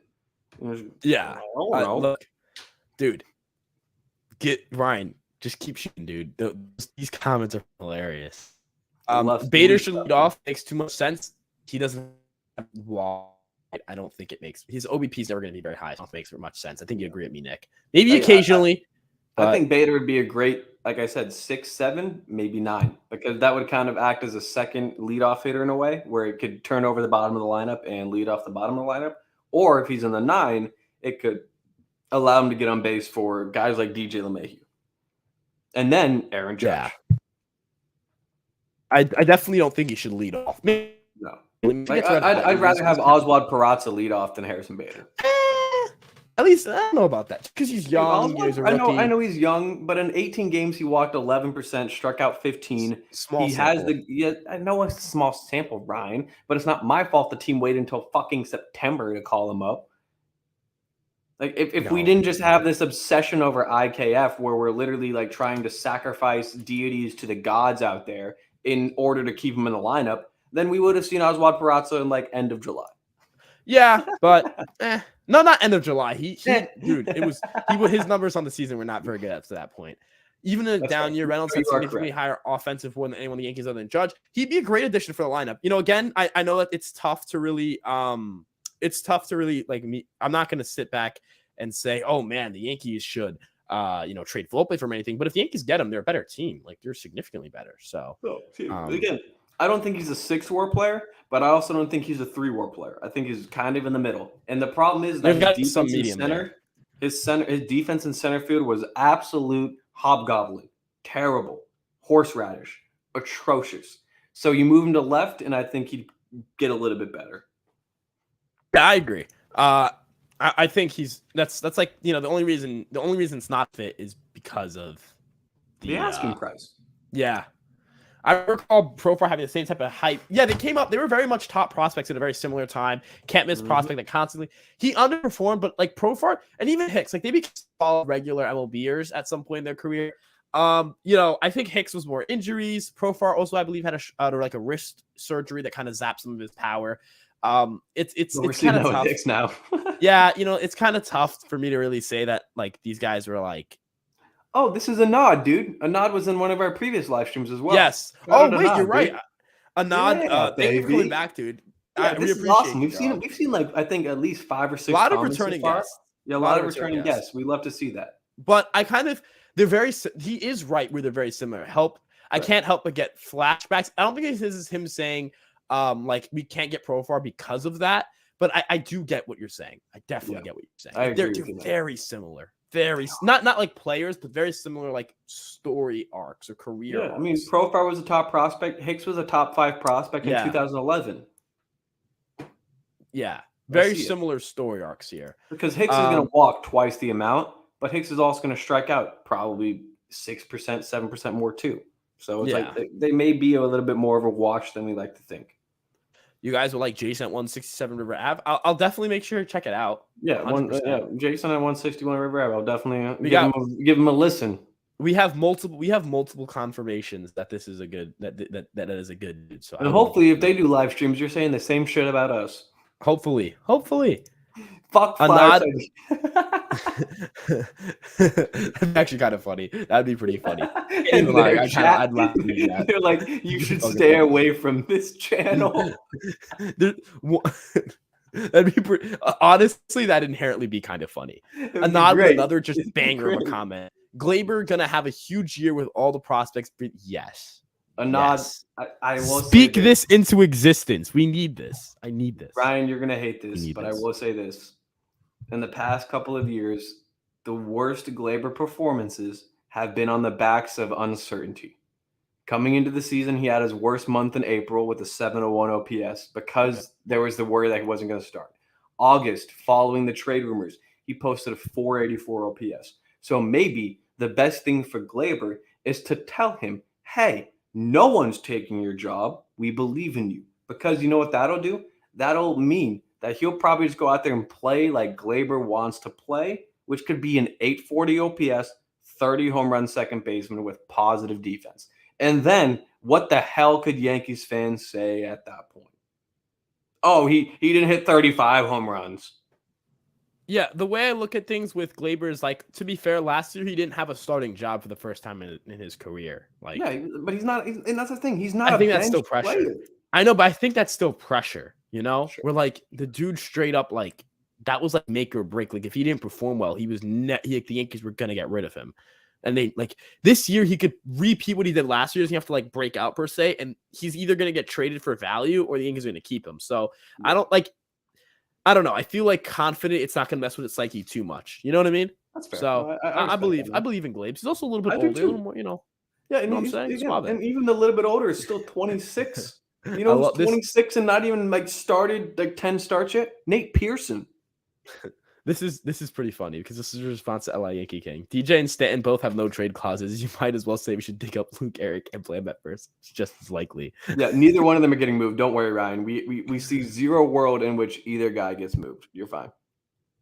In fact, the only reason I ever see Stanton getting moved is if he personally requests getting moved somewhere because of a family member's illness. That is literally it. Like I do not see G ever wanting to leave the Bronx. Yeah, I don't think he wants to leave And he's either. making like 25 million. Why would he? Franklin, we love you, man. We love you. That was actually, dude, that was a really good shape. I'm proud of myself. Shout out. The next gonna make a depressing joke. But we're not gonna go there. You're not gonna make a depressing joke, Ryan? No, Wow. I think that that'd be a little inappropriate. Dude, is 161 Av in the chat? Is that what's happening? I don't think he is, but Because he's getting a lot of love, and I respect that. I like that. You know, that's. I mean, I we love gotta that. promote. We gotta promote the other platforms at the same time. We're not here to steal everyone's gold and rise to the top, a la Humpty Dumpty from Puss in Boots. Dude, I gotta watch the new Puss in Boots. The new one that came out is actually kind of fire. I know. I want to watch it, dude. I want to watch it. If I'm being for real, I want to watch That it. I just watched the scene. menu the other night, and everyone's saying Puss in Boots is better than the menu. So I'm like, okay, maybe Dude, I it should looks give it a sick. watch. It looks sick, but I gotta check it out. Thoughts on Alex Earl breaking up with Tyler Wade? They're actually back together now, Gort. And also, even if she did, fuck her. She's nothing more than an Instagram model, TikTok bitch. So she deserves to have her heart broken by a stud as good as Tyler Wade. And if anything, it's her loss. So that's my thoughts on that. Tyler Wade is a beast. Tyler Wade's a former MLB player and a soon-to-be Oakland Athletics star of the organization. So you know what? She can break up with him as many times as she wants. He'll probably get back together with her because she's very pretty. But fuck that. I don't care about that. Psh, Tyler Wade's a baseball player, and Tyler Wade's drip is unmatched. Tyler Wade can rock fits that not even motherfucking. I'm trying to think. I can't even think of I'm trying to think of a guy like who's like a. I can't even think of one. Whatever. Any fashion person couldn't rock. Zoolander couldn't rock the fits that Tyler Wade rocks. Derek Zoolander, even with his blue steel, couldn't pull off the T Dizzle smolder. Dude, hey man, we're pushing it a little bit with the Tyler Wade love. We're pushing a little. You know what? I'm letting you have it. I'm letting you have this. Dude, this has been the most Tyler Wade love I've yes, ever this received. is probably This the is most Tyler insanity. Wade love in the history of any stream post like 2021. So Gort Donaldson's bat speed's cooked though. I don't actually know, so we're gonna have to check. To be fair to Donaldson, he was in the top 20th percentile in both average exit and max exit velocity. Was also in the top, I believe, 28 percentile in barrel percentage. So I still believe Donaldson can barrel up, and when he does, he's still going to hit it as hard as some of the best players in baseball. Now, that does not mean that he won't stop pimping fly balls to center, but if he does stop just watching fastballs down the middle and swinging at sliders at the opposite batter's box, he will be better. And that's why I said a 730 OPS, 18 home runs, and a 110 WRC plus would be just fine by me. Because that'd be a 2.0, 2.2 F4 player. Yeah. Just joined in my 2 cents. I'm gonna come back to these two that are in between, but I just want to make sure. My 2 cents in. Josh and Torres are gonna have breakouts 2023s. Wait and see. Congrats to Aaron Judge for the big C. Love you guys. Love you too, Mark. Mark, thank you for joining us. Tonight, spending part of your evening with both of us. We've been talking about Torres. We think Torres is gonna have a good year in 2023. We think Josh Johnson's gonna be at least serviceable. So I mean, big breakout. I wonder what that means for you, but I think we'll take like a solid version of Josh Donaldson. Be like, you know what? We'll take it. You Yeah, as know? long as he's not just watching fastballs in the middle and laughing back to the dugout in the fucking ALCS, I'm fine with whatever he puts up as long as it's better than that. Yeah. And then what the fuck is that smell? I love that. I love that. I love that. Oh my god, that is the comment of the night. I love What does that. that smell? Star. Shout out Literally, my boy JJ. just so This is the accurate. JJ. If this is the JJ that I follow on Twitter, shout out my dog. I love this guy. Literally, that's probably the best comment I've ever seen.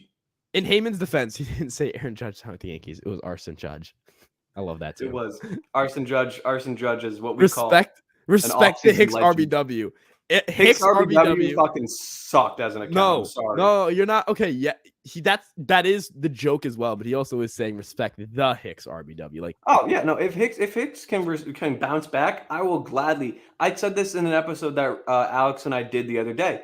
If Hicks hits more than 20 home runs, I will buy an authentic $180 Yankees jersey of Aaron Hicks. That is how little I believe that he'll rebound that big, that profoundly. But again, dude, you agree with me in this, Ryan. Hicks is not going to be a great baseball player. Dare I say, Hicks is not going to be a good baseball player. But if Hicks can be serviceable, I'll take that. Aaron, Justin Bieber always said, never say, I'm not even going to go there. I'm not going to go there. Never say never. Never go there. Never say never. We've also made additions by subtraction. I agree with this. Additions by subtraction with Chapman, Britton, and Gallo. I think a lot of the guys Yankees that go were guys that were either holding them back or just weren't going to have a role on the team in 2023. 100%. And no Chapman means we don't see injuries to Marinaccio, to King. Yeah. I mean, I don't know if I don't want to put that on him because no, I do, because he sucks as a person, so he deserves all of the bad juju that comes his way. No, I mean I get it, but like I mean, so in the sense of like, I think at the very least you're in a position where you don't have a guy who very clearly has like, and I don't like to like comment on a player's personality because I don't know them.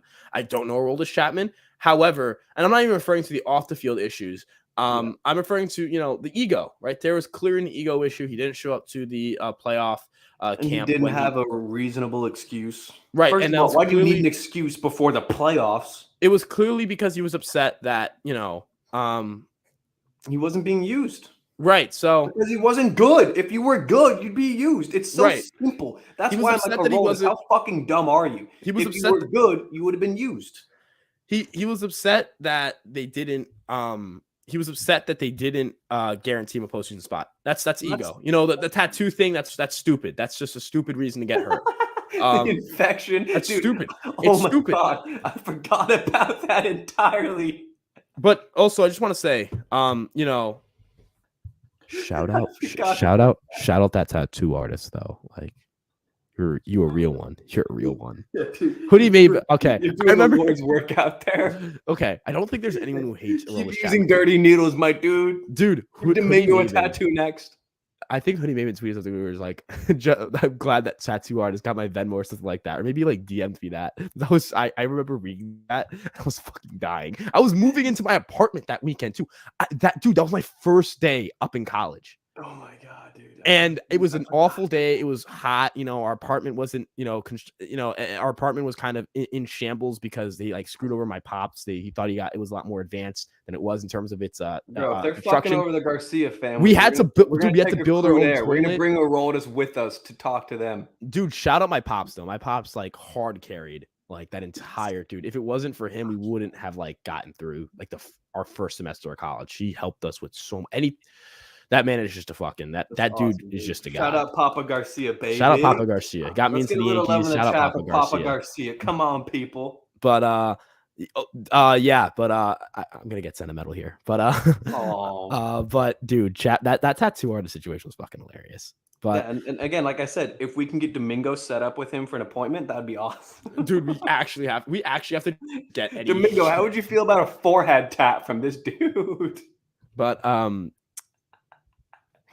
I like Bader. I agree with you. Yeah, Bader. The vibes would be immaculate. I'm sorry, the vibes would be freaking insane if you had And if Volpe Volpe leading wore off. 0, that'd be fucking sick. Dude, the vibes would just be could you imagine if his first when do the Yankees play at Cleveland? Hold on. Yankees. I'm sorry that you guys have to hear my keyboard. Actually, I'm not sorry. You know what? I'm not. No, I'm joking. Yeah, Ryan's a little gamer over there. On me, one shot. Two tap. Oh, they play the Guardians in like the first week of the season. If Volpe makes camp and his first home run is against the Guardians at Progressive Field, all 11 so fans are gonna attack us, dude. No, but that'd be so chills because that was Jeter's first home run. Well, it's against the Indians. Let's not mince words. Yeah, technically not the same team, but technically the same friend. You get my point. You are right. Same same. Inability to win a World Series. Same mid-tier franchise. That hey. I do like the Guardians a little bit. I don't not like the Guardians, but the Guardians also are expecting to win a World Series or do something with the old school style of baseball, and just not how it works. They're weirdly like analytical with some things, and then like pitching is weird. Like they're like analytical, but not analytical. It's weird. Their pitching is insane year in, year out. And then you got guys like Savali. Yeah, it's like, what the hell? Like, why are we not? And shout out to Guardians, honestly. The Josh Bell acquisition was great. Yeah, I like that. Hit bombs. Mm-hmm. But no, I wouldn't make 16 bombs. Hey, but like he's for some home run regression, positive home run regression. I would say, you know what? I would do that deal for Seth Brown and Tyler Wade. I would not do this deal. This original deal. I think we agree on that. I get but like I kind of get it because Seth Brown has a ton of years of control, but I don't want to trade out of second base if I'm not getting like Seth Brown. You'd have to also platoon him. You can't really hit against left-handed pitching unless you develop that skill. He's not a young guy either. He's going to turn 30 next year, so but he's not a great defender. In right. All fairness to Seth, but we don't know how that skill set's going to age. There are some concerns, but I'd rather hold on to Glaber. I also wouldn't make this deal for Austin. Wouldn't do that one. Definitely wouldn't do that one. Austin Meadows is one of the most poopy defenders in baseball.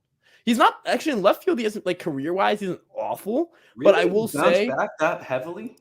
No, he just he's the same thing as like Profar. He's like an arm first, range second guy. So OAA underrates him. DRS, I guess overrates him, but that's fair. If the Yankees don't make them, Lee, IKF, it's IKF. Lee, welcome back. We're glad to have you back. One of the OGs, first live stream. Lee, if the Yankees don't make the Minnesota trade, do they still acquire Trevino? No. I love this because this is making the implication that the IKF trade was ultimately a win for the Yankees, which ultimate positives. Because think about it, we don't get Trevino, and again, you don't lose Albert Abreu. Lee, yeah, but I think losing Abreu kind of like they were just gonna DFA him because I know that's what I'm saying. We got Trevino. That's why I guess I'm like the reason I say no is because I truly think if they couldn't find a suitor for Gary, they would have kept him. Yeah, I know. I agree. Don't like the DFA or non-tender guys at all. No, especially since you would have to you could have non-tendered him and saved the money, but if you DFA him, you still have to pay him that money. So yeah, I also want to make the point of like at the time, Josh Donaldson was just like, okay, you're taking on money. That's the reason why the Twins want to trade him. Like, still was so good. Yeah, and then I was yawning. He was so good. I thought it was gonna be Yankees like MVP. Dude was tearing up. He was thinking about how special Josh. I got a fucking Josh Donaldson Vikings haircut when he got traded to the Yankees. He was thinking about a world where Josh Donaldson had like a 130 WRC plus between Judge, Rizzo, and you mean 2023? Yeah, and he's just like, and Nick is like, he was special. But no, and I guess ultimately, and the last part of this, which I think Lee's gonna like this point I'm about to make. Ultimately, the Yankees like shortstop options for if they were looking just at stopgaps, their best option was IKF. Simmons, no. Jonathan VR was like a stopgap. No. Dude, if we picked up Andrelton Simmons, I'm about 90% sure I would have thrown myself out of a window. Yeah, like ultimately IKF was a better fit than any other stopgap. So like realistically, he did IKF was the best of what was a very mediocre stopgap class. Dude, so I can't we were believers in Tony Kemp. How'd that work out? Dude, we were believing Tony Kemp. No, I love Tony Kemp. I love Tony Kemp. So how can you love Tony Kemp and hate Tyler Wade? No, but I still love Tony world. Kemp. Because Tony Kemp has put up an elite WRC plus before. Oh yeah, of like 94. Maybe no. He had like 2020, 2021. He was icy, dog. Hold on. He was icy, dog. He was iced out. He was icy. was icy. Like he was special. Also, we're gonna just for everyone here, we're gonna take the last couple of questions in the chat now, Yeah. and we're gonna be wrapping up in probably the next 10 minutes or so. This You has should been the date- longest fucking live stream of And all my throat, time. dude. We You guys came could have into watched this. Lord of the Rings, The Fellowship of the Ring. Instead, you're watching us. So much love. We came into this episode because I'm recovering from like a throat infection, saying we're gonna keep this to an hour. No. It's almost 3 hours long. I don't even have water left. I've had half a cup of water this entire I finished episode. my martini. I'm 23. Everyone, relax. I finished my martini. I am not 23, so That's been like 30 minutes ago, dude. Yeah, she should date Luke Voigt and then have Tyler Wade. If she dated Luke Voigt, she'd be in for a rude awakening because Luke Voigt's married with a kid. You know what, Ryan? But have Tyler Wade pinch run for him. I love that. Tyler Wade and I are similar in a lot of ways. We both have like exceptional speed in the short distance, but maybe our stamina isn't the best. And also, both Tyler Wade and Nick are like, most people refer to him as abnormally handsome. That's what I've heard. That's what I heard. Everyone that follows Major League Mads on Twitter, tell her that. Okay, moving on. Ivan. I said Ivan. I have a cousin named Ivan. I don't know how. That's my name in Russian. When I was adopted from Russia, my name. So I was adopted when I was a year old from Russia, and my name was Ivan Grigoriev, which in Russian means John Gregory, which means John Doe. Look at that. Isn't that fucking wild? I'm a Russian little bitch, dude. I'm a little commie. I knew you were. I knew you told me that you were born in Russia, but I had no idea your name was. Yeah, it was Ivan Grigoriev. Ivan, is that how it was pronounced? Ivan Grigoriev, which, like I said, John Gregory, John Doe. Dude, I was adopted out of a fucking binder. My parents looked at a binder from the orphanage and were like scrolling through the pages and were like, we want that one. That's my adoption story. Isn't that wild? And now look at me. I get to talk about Tyler Wade. This is fucking great. I don't know how to react to that. No, I'm dead serious, dude. I'm very blessed. No, I'm not saying you're joking. I love being adopted, dude. It's awesome shit. No, I'm not saying like I don't like. I'm not even saying like I don't believe you. Like I'm like you just like this is just like I've just never knew this. Like I've known you for like a year now. I've just did not know this. But we got to share more about each other, Ryan. We do. I don't have any cool. The problem is I don't have any cool stories like that. You have so many cool stories. Come on. My coolest story. All my cool stories I can't tell on air because they all happened in college. But what is that? What do you mean by that? I plead the fifth. People must not comparing Volpe to Jeter. Their skills are not comparable. Only the intangibles. Yes, but it's still gonna do it anyways. It's the aspect of how they came up, and it's the fact that they were both the guy on shortstop.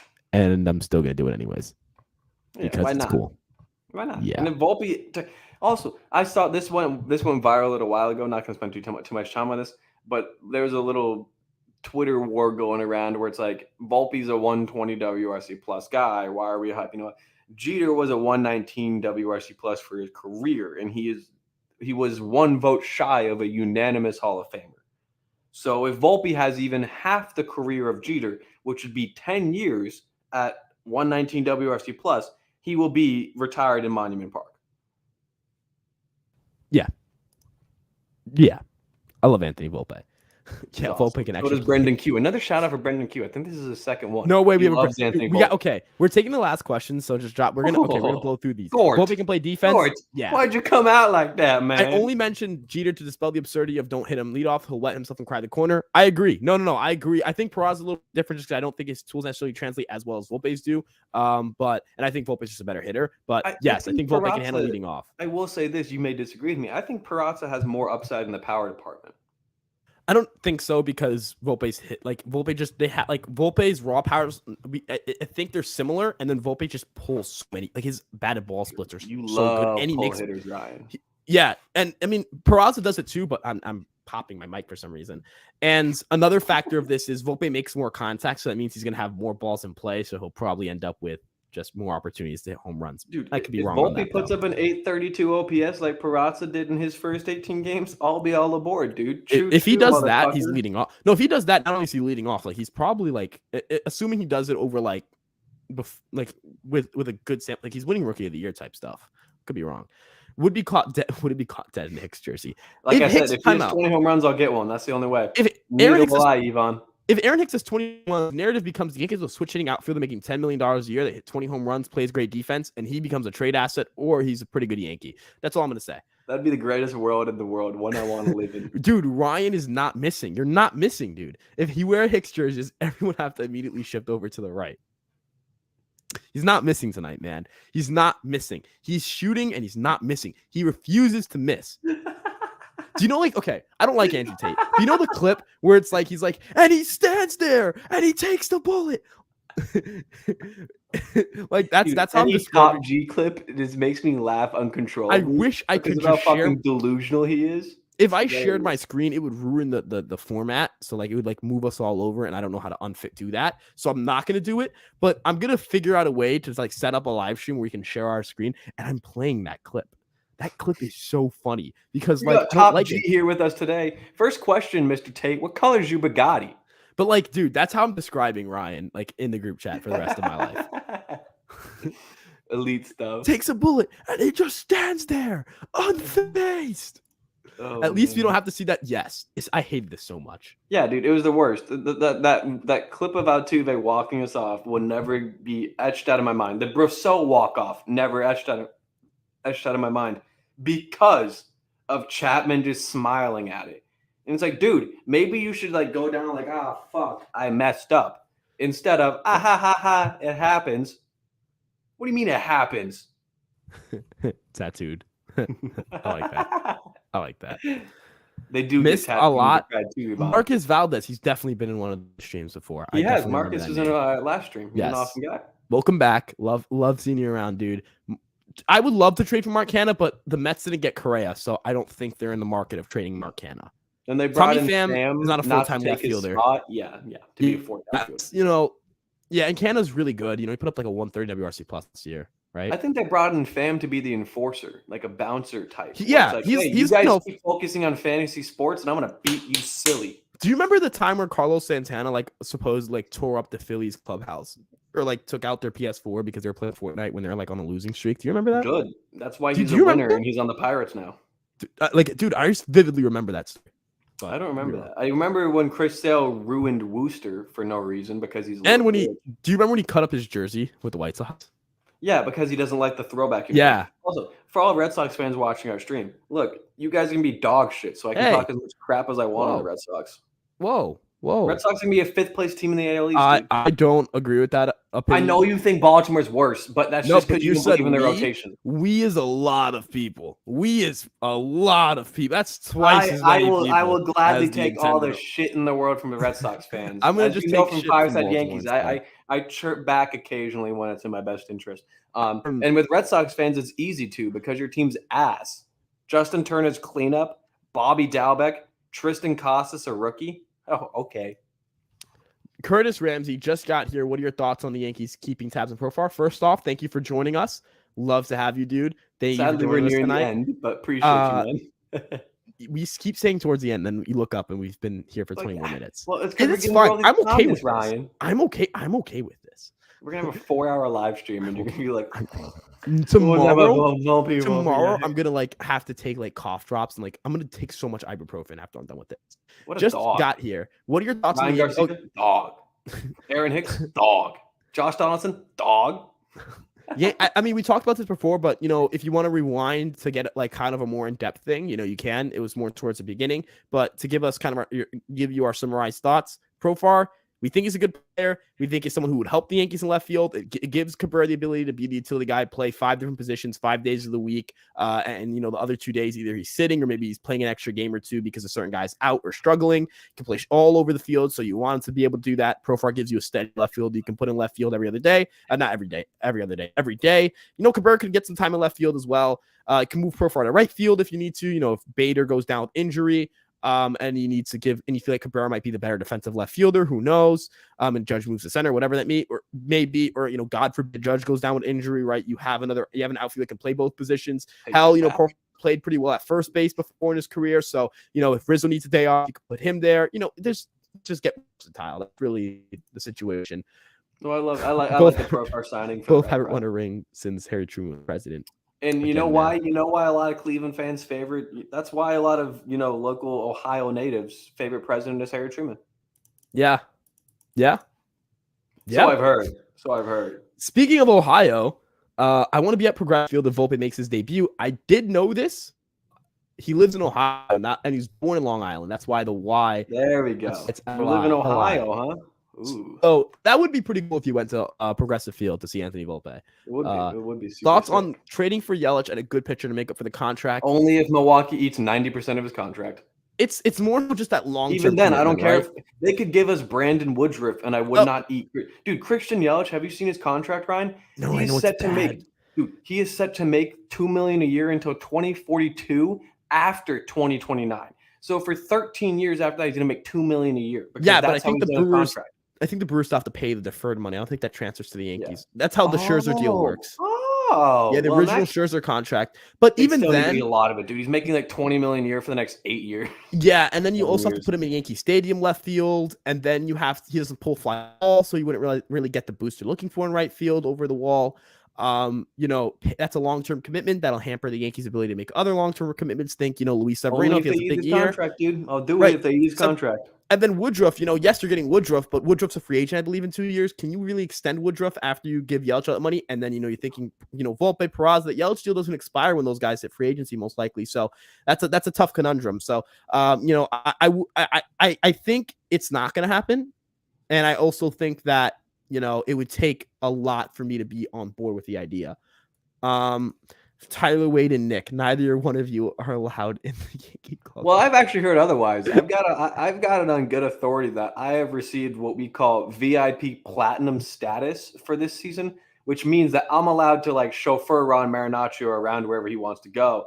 And that's just what I ever heard. So I don't know, man. I think I'm allowed in the clubhouse. I think I'd be allowed there. If anything, I'd probably take a baseball bat to the cooler a la Paul O'Neill style if we lose a game, and I'd get in there and I'd chew Aaron Hicks out. I think everyone here wants me in the clubhouse. I think the Yankees need me in the clubhouse more than they needed Tyler Wade. All right, coach. All right, coach. All right, coach. Ryan, you told you it was with saying saying it was in college. I didn't rat on myself. No, I guess what he's saying, I ratted myself out by saying it was in college. I could be referring to just some interesting, not wanting to detail where I go to college. How about that? Yeah. I gotta pull up this one. It's VIP status, like Simonetti's VIP event, where you rent a picnic table in the upper deck. It's fucked up, dude. He was at. Do you remember when we went to Somerset? He was there.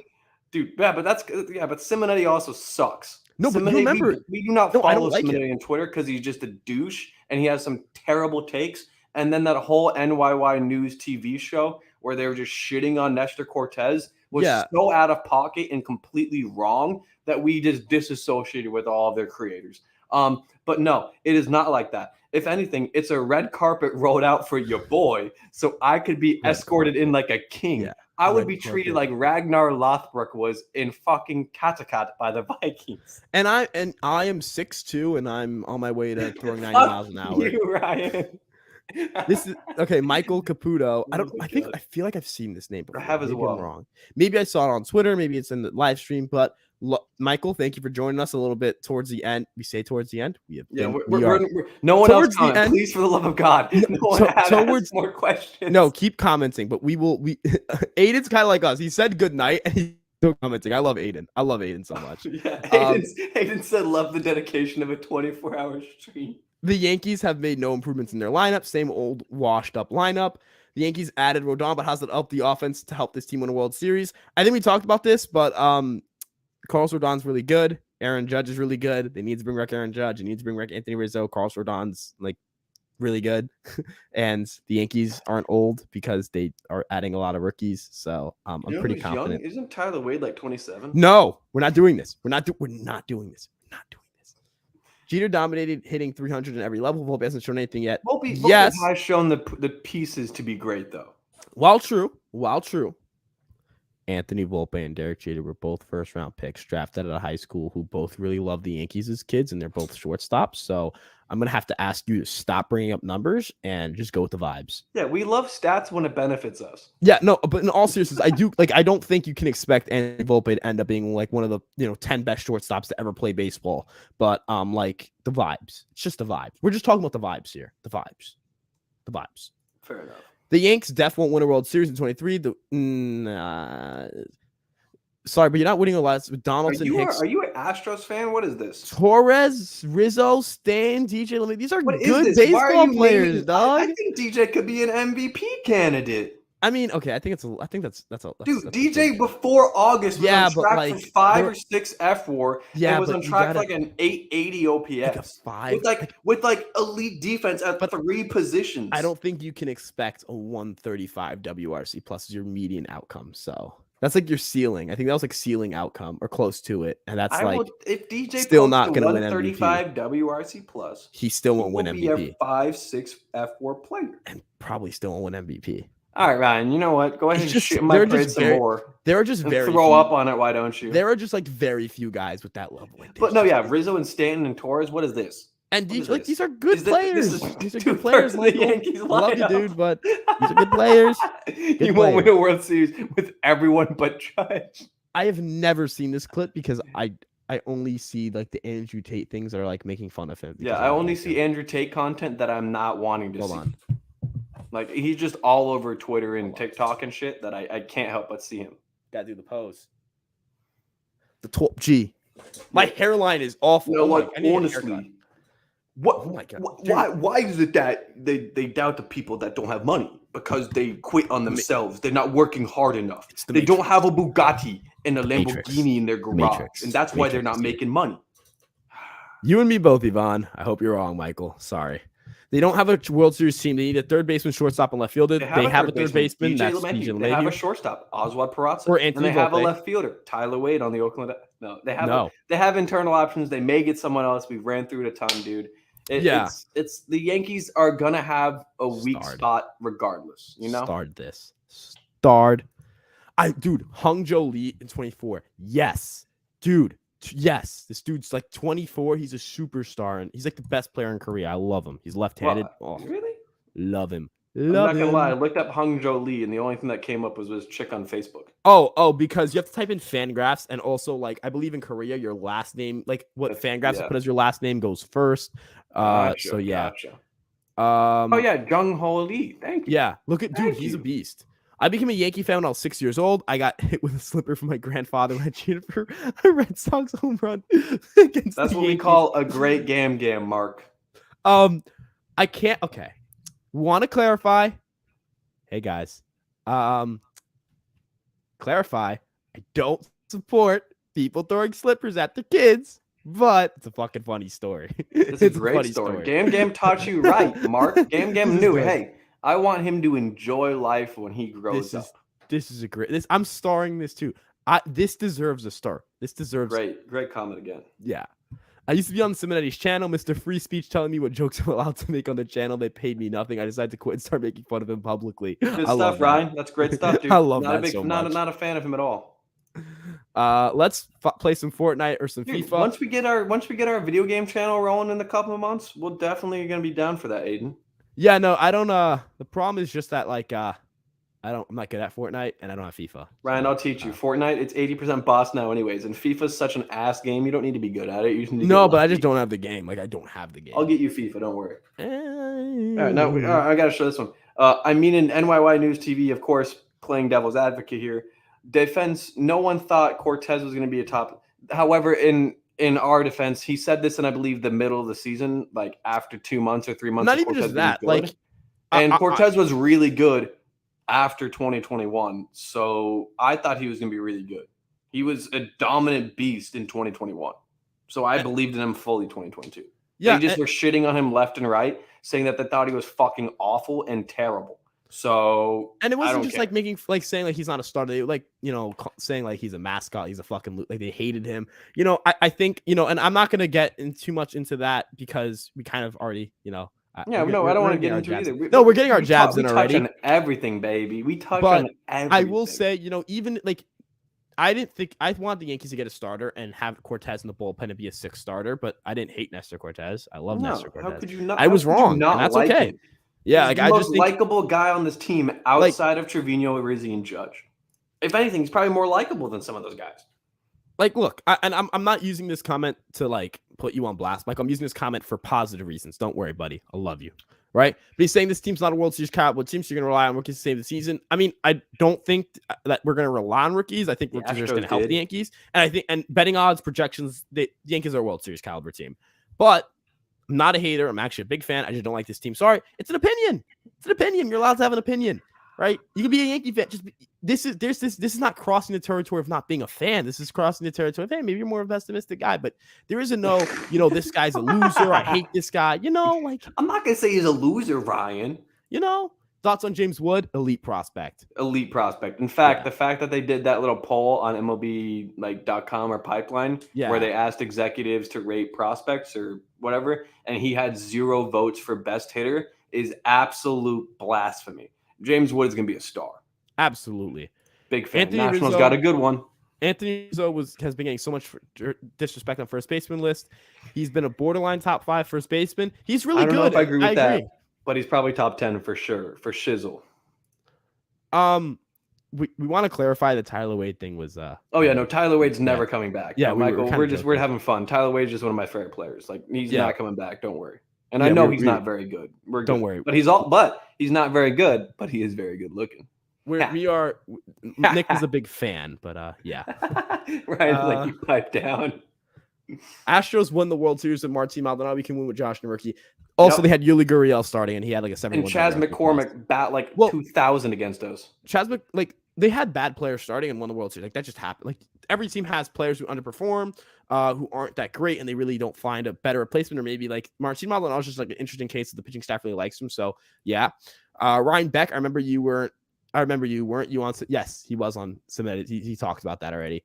I became a Yankee fan in 2004 because of my mother's. She has good taste. I feel like growing up in like the Jeter like young days, like I feel like it'd be hard to not. He was a good looking dude. Also, real quickly, sorry, I want to show this one real quick. He followed that up. By the way, because of my mother, I thought she was a Yankees fan, but nope, she had a crush on him. But I was already 5 years deep into my fandom when I got told that. No, yeah, no, that's heartbreaking. And also, you mentioned another comment that he said it in January 2022. Either way, my point still stands that he just completely disregarded 2021. So that was my main point. There we go. Back to this one. Funny guy and a loud imbecile who tramples. I love that comment. Ryan, Star, dude, you have been coming for the fucking jugular all night, dude. This energy is elite. We may have to get you on a podcast episode, Ryan dude, Beck. You are hilarious, my dude. We have a positive LI Yankee King. There's no way. Look, can we start this shortstop, Oswald Peraza. Ready? Cough. Jeremy Pena. Cough. Bang. Talk to him. Bang. Even another one. Cough. Vaughn Grisham. Cough. Look at what the Rays did with Wander Franco in the past. Keep talking. You got to give him shots, dude. Hold up. I got to revel in my own success right now because I need this because I'm very egotistical. I'm joking about that. He is the GOAT, Mo. I disagree with being the GOAT, but I appreciate you, man. No, he's the GOAT. You're the GOAT, Ryan. Come on. Also, is Mo is your last name Problems? Or is it Money? You actually made me think for a second. Wait, do you know this guy? Like I can't I'm like upset at myself for thinking that was a dude. 161 River Ave joined the chat. Oh shit! Look at that. What's up, guys? I love that you fellas are doing lives so many now. Shout outs. Keep up the good work, dude. Thank you. Like we appreciate you. You guys also keep up the good work. We're gonna have to tune in. You guys have gotten so many shout outs tonight. Yeah, like, dude. Shout out for all the work you do. I know that you've been around. Said, right? Dude, I stutter way too much. I know that you've been around with Yankee YouTube for a while. So, we really appreciate someone who's been around this platform for a while reaching out to us. Shout you out, man. What a G. Appreciate you tuning in as well. That's awesome. Look at this. This is how you know that we're spreading via word of mouth. Look at this. Look at this. I love this. Oh my God. It's like a puppy being reunited with his owner at a park. Well, I think that's a weird correlation. I think the way to put this is like just two good friends. It's like Yeah, because like I know what you were trying to go for here, but like Thank you. that came off a lot. I know. I mean, differently. like like in the movies, like in the This is slow-mo where the puppy's jumping into his no, arms. I got it. I got what you were It's trying a to go happy for. moment. Yeah. But we have reached Fireside Yankees after hours. It is 3:02 in terms of how long we've been doing this. Expecting to have 4 rookies come and carry to the Yankees is a once in a lifetime occurrence. Let's hope lightning strikes twice. I don't think 4 rookies are starting. Oswaldo Cabrera technically isn't a rookie. I don't think he's starting if the Yankees get a left fielder. Peraza's starting on opening day. Volpe is probably the only other guy that like has a better than 50% chance of starting at some point. I don't know if who else is a better than 50% chance of starting. I agree. So- Wells, the problem with Wells is that a lot of people have pointed this out, especially after Baseball Prospectus dropped their rankings. And granted, a lot of people also think that they've just kind of fallen off a cliff with their rankings, so not a lot of people are taking them to heart. But they ranked Wells as the 13th best prospect in the Yankees system. Wait, didn't they rank him as the top 100 prospect? No, no, you're saying Prospectus, not America. My bad. Yeah, not Baseball Prospectus, not Baseball America. And Baseball Prospectus did so because they didn't believe that his defense improved enough to where they think he'll play catcher long term, and they still see him as a DH. So I think the Yankees could have 3 rookies. Oswaldo Cabrera still has rookie eligibility, correct? No, he lost his. Oh, he did. He must have barely passed the plate appearance. Yeah, he barely passed it. So well, with that being said, Peraza, Volpe, Wells, and then Weissert could be 4 impact rookies. But the way I see it is like Wells is like a maybe, and I like the way I see it is like I don't think the Yankees are depending on rookies to carry them. Volpe is really the only one where you'd be like, okay, if he comes up, he could like legitimately be this team's like 3rd best position player. You know what I mean? You're not looking for that from Peraza. You're looking for him to just be a good shortstop. Also, we've now passed the extended version of the Fellowship of the Ring in terms of our runtime for this episode. So everyone here that hasn't seen Lord of the Rings, you could have watched the Lord of the Rings instead of this, but here you are, and that's why we fucking love you. Hold on, the dedication these 2 guys have, man. Yeah, but the Yankees, their baseman is Josh Donaldson. Again, we've talked about this. We've talked about this before. I don't think the Yankees are going to be routinely never going to start LeMahieu and Torres. I think it's going to be like the Gleyber, LeMahieu, Torres like rotation that they had last year. What you mean you mean the JD LeMahieu Torres? Yeah, like they just the Gleyber, LeMahieu, Torres. Dude, I am. Gleyber's so good. He's playing at 2 spots, baby. You're running on fumes. It's because it's been 3 hours, right? Our brains are fried. Okay. Oswaldo could start if you get a left fielder and trade Gleyber and leave Volpe in AAA. Yeah, but I kind of like having I don't think I think Cabrera's a worse hitter than Gleyber is right now. So I'd kind of like to. I get what you're saying, but I also think I don't know what's available to trade Gleyber for that you'd be like, yeah, we got the return we're looking for. But yeah, regardless, Volpe needs time in AAA still. He played like 2 weeks there. No, he said leave Volpe in AAA, have Cabrera be your second base. But then that kind of defeats the point of like Cabrera can't play. He has to play second base full time. Well, actually, because primarily in AAA and you could right? Or was it he played LeMahieu at second base at AAA with Peraza? You could put LeMahieu at second and Donaldson at third and have Cabrera be the guy rotating in with them and then rotating in the outfield as well. That's interesting. But the only thing I worry is that that's so many miles on Cabrera's legs in his first big No, I'm fine with that. I'm not saying I'm not fine with it, but we've seen in the past with especially DJ as the guy we're talking about. What happens when you play them at 3, 4, 5 positions is over time shit builds up. DJ's toe fucked him at the end of the season. Yeah, but he's also he played 3 positions. He's also in his mid-30s. Well, yeah, you're not wrong. I can't. But ultimately, that could work. It's just that, again, I don't think it's the problem is the Yankees couldn't figure out a way to replace Torres. It's more so the Yankees can't figure out. The Yankees wouldn't be able to figure out how to get the value back because they need a left fielder, and I don't think that left fielder is available on the trade market that's worth Gleyber Torres. It's just like Joey Gallup. I love this. I love the love everyone's getting tonight. This is awesome shit, dude. Yeah, no, I definitely see this. Wells, the first baseman. I can see that. Yeah, I see that much more than I see Wells as a left fielder, which a lot of people are clamoring for, even though he's only played that in college. I know he's fast, but you really want to tell me that a guy that is he can just play? Maybe he does have the Varsho arc to his career. Maybe he does just move to the outfield and become a god. We haven't seen it. He's played 0 innings in the outfield in the minor leagues. He hasn't played a single inning at first base in the minor leagues. So it's like what I the only reason I said first base is because that's what happens with catchers. That's the traditional route for them to take. MJ Melendez. That's all I'm gonna say. Oh my They God. move to the outfield. No, I'm just saying. Is he good in the outfield? I don't know, but he's also not the athlete. Defense look like? He's also a horrible defender, like at catch. Like I don't think Melendez really is like a worse defense. Like it's not close. He's a worse defensive player than Wells is. I'm also like no disrespect to Melendez, who like I think can be a really good bat. But if I'm not mistaken, he's not like I should be. I could. No, I'm wrong. He's actually got decent speed, but his OAA in the outfield, it's not good. But his arm is really good, so he's probably a DRS guy and not an OAA guy. But I could, yeah. Manny Machado is just a player the Yankees need, someone who's a badass and is a villain. I agree, but I don't think it's happening. Well, I do. Maybe. Is it Ron passed the Don. He passed rookie eligibility. He pitched 45 innings or 50 innings last season. Right? He's past rookie eligibility. Yeah. Isn't that the case for bullpen arms? Isn't it like 40 innings? No. It does. It's regardless of what role you're playing. I was just sitting silent because I was looking at this comment and I wasn't going to respond. Yeah, Gino. No. It's Gino. I think it's Gino. I don't think like Gino Smith, right? Well, yeah, no. Maybe it's Gino. No, it's probably Gino. You're 100% right. No. I don't think he's overrated. No. I think he's underrated. Have you simply considered that, yes, people are allowed to have opinions, and I've said this on the stream, but you're incorrect. So that was really mean. I'm sorry.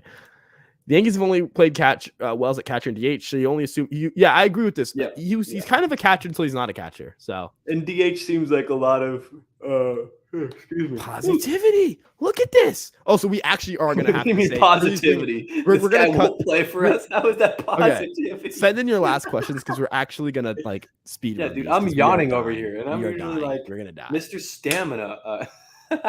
Ryan, how do you feel about this team? Do you think they're World Series caliber or not? Yes, they're World Series caliber because I'm a sheep for betting odds and projections, and they say the Yankees are serious contenders.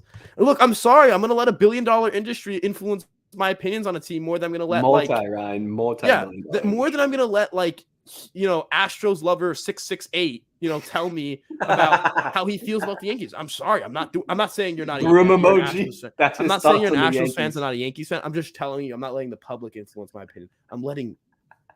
I will let Vegas influence my opinion on a team. Oh, great. That's what we want to hear. Ryan at age 21 will have developed a crippling betting and gambling addiction. This is also another important thing to note, Nick. Cabrera's kind of been doing the utility thing his whole career, so this wouldn't be like an incredible drag on him. No, you are correct. Yeah. Look at this. We got that. They got a conversation going here. I love that. They're just chatting up in the chat. This is great. I love also, while you guys are at it, go ahead and donate $5. No, don't. Do not. Go get a $5 biggie bag. Go get a $5 biggie bag. Please, just go get a $5 biggie. If you can use our chat like Discord. If you want to spend $5 so bad, go get a $5 biggie bag. Make yourself happy. You know what? Or go get a $4 4 for $4 and then get a Frosty. And make yourself happy. Oh yeah, you got to get the chocolate frosted too. Go make yourself happy. It's like the Michael Scott video, or not the Michael Scott video, but the Michael Scott moment from that one episode with the mafia boss. Where he's like, if it's a vanilla frosty, I send it back. Look, gotta get a chocolate frosty. If you guys ever are thinking of donating, remember you can drop a like. It's free. And it helps our algorithm. Right, we'll appreciate it, and you can put those $5 in your back pocket, and you can go. Gonna go get myself. We'll also take the money. I mean, I'm not gonna say no to money, but Ryan go get a 4 for $4. Ryan here is trying to look out for like this moral compass. No, I'm thinking about it from the sense of like, if I had $5, I'd want a 4 for $4. I'd want a 4 for $4 or a $5 biggie bag. So go get a biggie bag. Stop telling people not to contribute to the channel. I need it. I haven't eaten dinner. I'm hungry. I have not eaten dinner. I'm super hungry. So dude, I've been eating these goddamn prosciutto and mozzarella. I didn't eat dinner because I have to take an ibuprofen. 3 hours, Ryan. I've eaten one of them because I don't want to take a break off. Hold on. Yes. Let's. I'm star. Yes. Star. I still think star. I like the bringer routes, but I still think the bringer of pain. Yeah, Michael Caputo right here. You hit it right in the head, my guy. Oh, Ryan, you hit it. You hit it. I'm not gonna touch it. The bringer of pain. Yeah, it's the bringer of pain, not the bringer of rain. However, a fucking thunderstorm is coming this season. A 130 WRC plus, 26 home runs, and an 840 OPS for the bringer of rain. Book it. But you know what? Bookmark it. But do you know what that? Whatever Do you you know want what to that do. comment is still getting, Nick? Though. Engagement. A star. Oh shit! I almost dropped my mic again. I saw the Mario Gomez tweet, and I'm making a 26-man roster instead of just my lineup of my personal favorite Yankees, but I can only pick from 2004 to 2022. So you're my age. That's interesting. You're the same age as me, right? Because because he watched the Yankees from 2004. Oh, but okay. He's You're probably right, my you're age. right. He's probably right. 2 years. In fact, I'm willing to bet that Long Island Yankee King is 25, 26. All right. Because I'm 23 and I started watching the team in 07. I'm in the minority. Profar does nothing for me. I am a minority, and Profar does something for me. Ryan. Okay, Profar does something for us, yeah. But no, I get it. See, I was kind of around the money. He's not. I know he's not hitting for 130 WRC plus. It's called having fun. No, but I do kind of get it. If you're a little more down on Profar, I kind of get it. Yeah, no, I definitely understand it. I mean, again, this guy really wasn't a huge piece for anyone for a couple years. He was shipped around like 3 times. Profar was in the A's. People forget this. Yeah, I forgot that. How about the bringer of windfalls? Hey, all right, he's not a lot of swinging and missing when you're just watching fastballs down the dick. I am actually serious about this. These are going to be the last questions we're taking.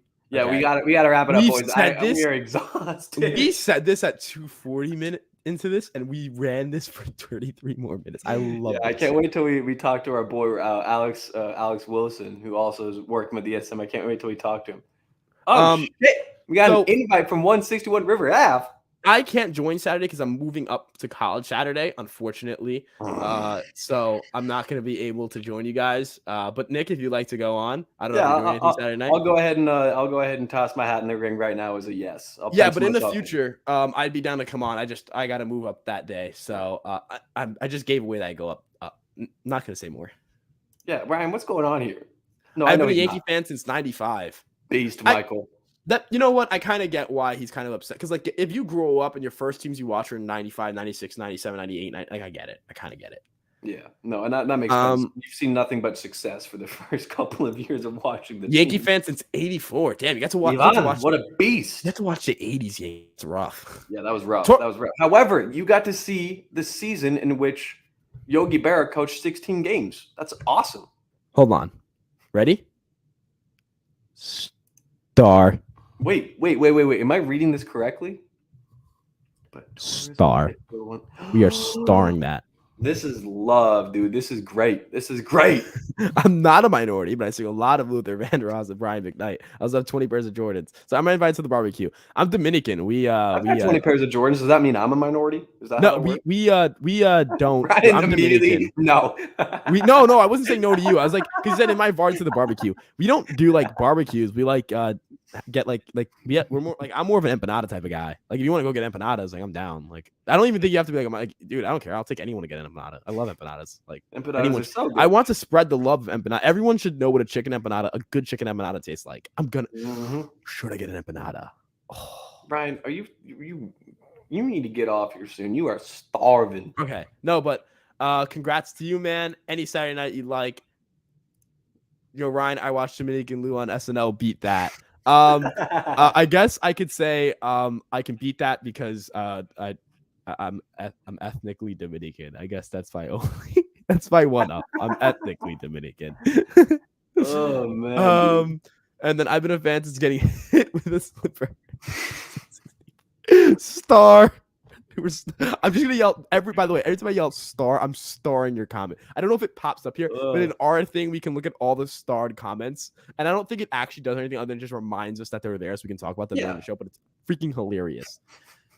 Do we need another lefty in the bullpen? We talked about this. We could use one, but I don't think the Yankees can find one on the market that matches their price point, unless, again, Matt Moore maybe falls to the price range. You answered your question right there, Mo. A lot of our righties can throw to lefties. Yeah. Oh, I didn't read that. Dude, I'm dying. Okay. Yankees went to every Yankee game, home game in 93, 97, except 11 games. Did you get to see the 96 World Series? I witnessed history. My dad, history. His one of his favorite memories was 95, the ALDS, getting to see that. I think it was game 2 not game 2. Maybe it wasn't. It was that game where I'm blanking here. I know I know, no, because I forget how the division series format worked back then. But he got to watch the Mattingly and Sierra back to back. So yeah, he told me that was special. He told me like he thought the roof was gonna fall down in the stadium when he was what special. Yeah, he was when Mattingly hit his home run. Fair enough. Yes, sir. Yes, sir. I dated a Venezuela girl for 1 week, so I know what it's like. I've only dated Spanish women, so I feel you, man. I feel you, dog. Latinos are the best. That's man. getting a little too personal. I've been to Old Yankee right. Stadium back in the 90s and 2000s, and I The Old Yankee Dad Stadium said. was a vibe. I went there when I was a very, very young child, right before New Yankee Stadium was built. Don't even remember it at all, but that's incredible, dude. This is what I love about this chat. We've had so many old fans that have been around for like the OG eras. This is good shit, dude. I love this. This is a collection of greatness. Hell yeah. That matches up with this too, so hell yeah. Hell yeah. You could have had Gregory Soto but Cashman Zamora. I didn't want Gregory Soto. Go to Westchester Ave. No, we're not skipping over that like that wasn't a thing. Soto would have a 5 home run per 9 in Yankee Stadium. I wanted to make sure that I like Gregory Soto. But I wanted to take away the freedom of speech there. I'm sorry. That was take away the freedom. Go to Westchester Ave and what? I just want to make sure. Or it's just Westchester Ave, I imagine. No, it's Westchester Ave end.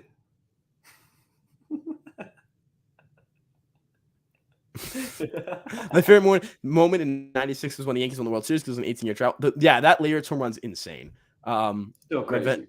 Does Spanish stand-up comedy. I don't speak Spanish, so I need to go watch her and tell me if she's. So I need you to go watch her and tell me if she's. What you do is you put a little earpiece in, and Ryan can listen to the whole thing and be like, "Dude, she's not funny at all." Now it's an X now, so he wouldn't go watch. Dude. Ryan, go check that shit out and report back to our dude Ryan. I got you. Yankees. My first Yankees home game was Goodry versus Rock. Damn. Jesus Christ. And I used to sneak into Old Yankee Stadium to watch games, and at Castle Avenue Hill. Got you. Okay, cool. By the way, just want to let you know we are reporting you to the feds for sneaking into Old Yankee. No, I'm joking. You're good, dog. Just like we're reporting them to Ryan's college shenanigans. Okay. Extreme over 24 hours. No, I need to take an ibuprofen and eat. Literally, he is reporting to his commanding officer tomorrow morning. Yes, I am the GOAT. You are the GOAT. You are the GOAT. She did that with the earpiece, and we saw Spider-Man. I fucking knew it, dude. Earpieces are such the way, dude. That's hilarious. Okay. Wait, you guys. I hope you guys didn't see Spider-Man the Broadway show. I hope you mean Spider-Man the movie. Because if you saw Spider-Man the Broadway show, no wonder you guys aren't together anymore. Okay, we're gonna. John, I'm sorry, John. What's you up? came out literally the 3 we're gonna have to wrap up here, buddy. I think this is where we wrap up to the party, dude. This is like when you show up to the party and everyone's passed out on the pool table because they just fucking got hammered. So Nick and I are on pitch 185 in a shutout that we're not Nolan Ryan. Yeah, good thing spring training wasn't tomorrow. Yes, the movie with Zendaya. Good. Zendaya, if you're listening, if I ever become famous, Zendaya, I love you so much. So how come I can't shout out Madison, but you can shout out Zendaya? Because Zendaya is like different. Okay. Because Zendaya's never actually gonna see this. I hope Madison sees this. No shot. Zendaya sees this. No shot, she may, dude. No, if dude, she does, no she may shot. be a big fan of Ryan Garcia. She's never seeing this. Like I never have to think about that. We're getting out of line here. I'll tag you guys when my roster's done. Please do, dude. Please do. If y'all got a fantasy baseball league, I need ins. We are whipping one up. It looks like so. We'll reach out. We'll reach out. And you guys away passive pitch count? Yes. Okay, we're gonna. I'm like Ron Marinaccio when he had shoulder fatigue. I'm just fucking throwing on fumes. Aiden, you get the final one, bud. Okay. Is the stream Cashman approved? Yes.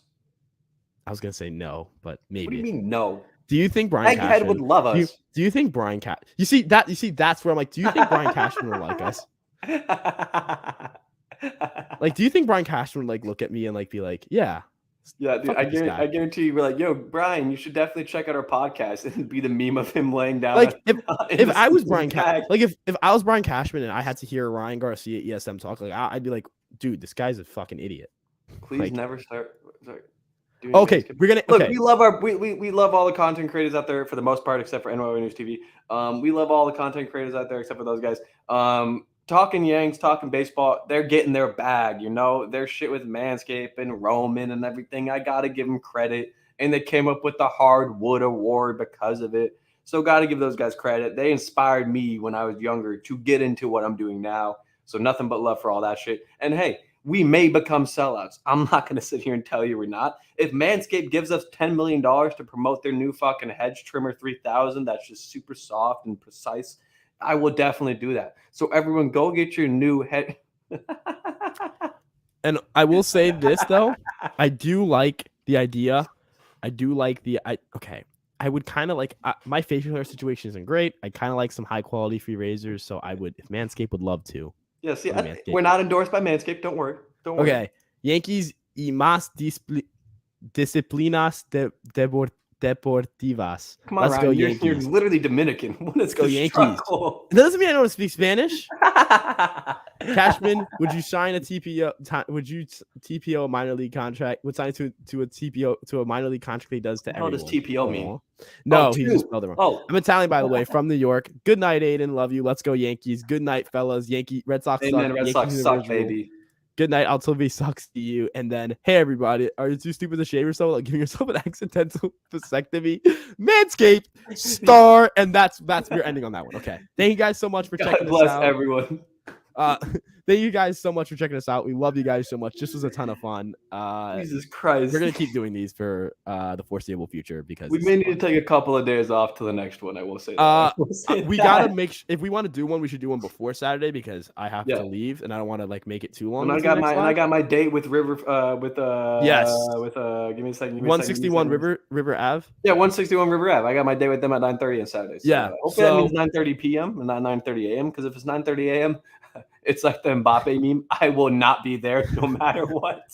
But thank you guys so much for checking us out. We love you guys very dearly. You guys are the best. Make sure to like, subscribe, comment. Let us know what you guys. Well, you guys were the one we talked to you guys the entire show, so you guys know what we think, and we know what you guys appreciate think. everyone talking back. Yeah. Thank you guys so much. We love you. Check us out on all our platforms. Make sure to subscribe, follow us on Twitter, and we'll see you guys in the next live stream or in the next episode, depending on which content you prefer. Peace out. And I have to hit this end broadcast.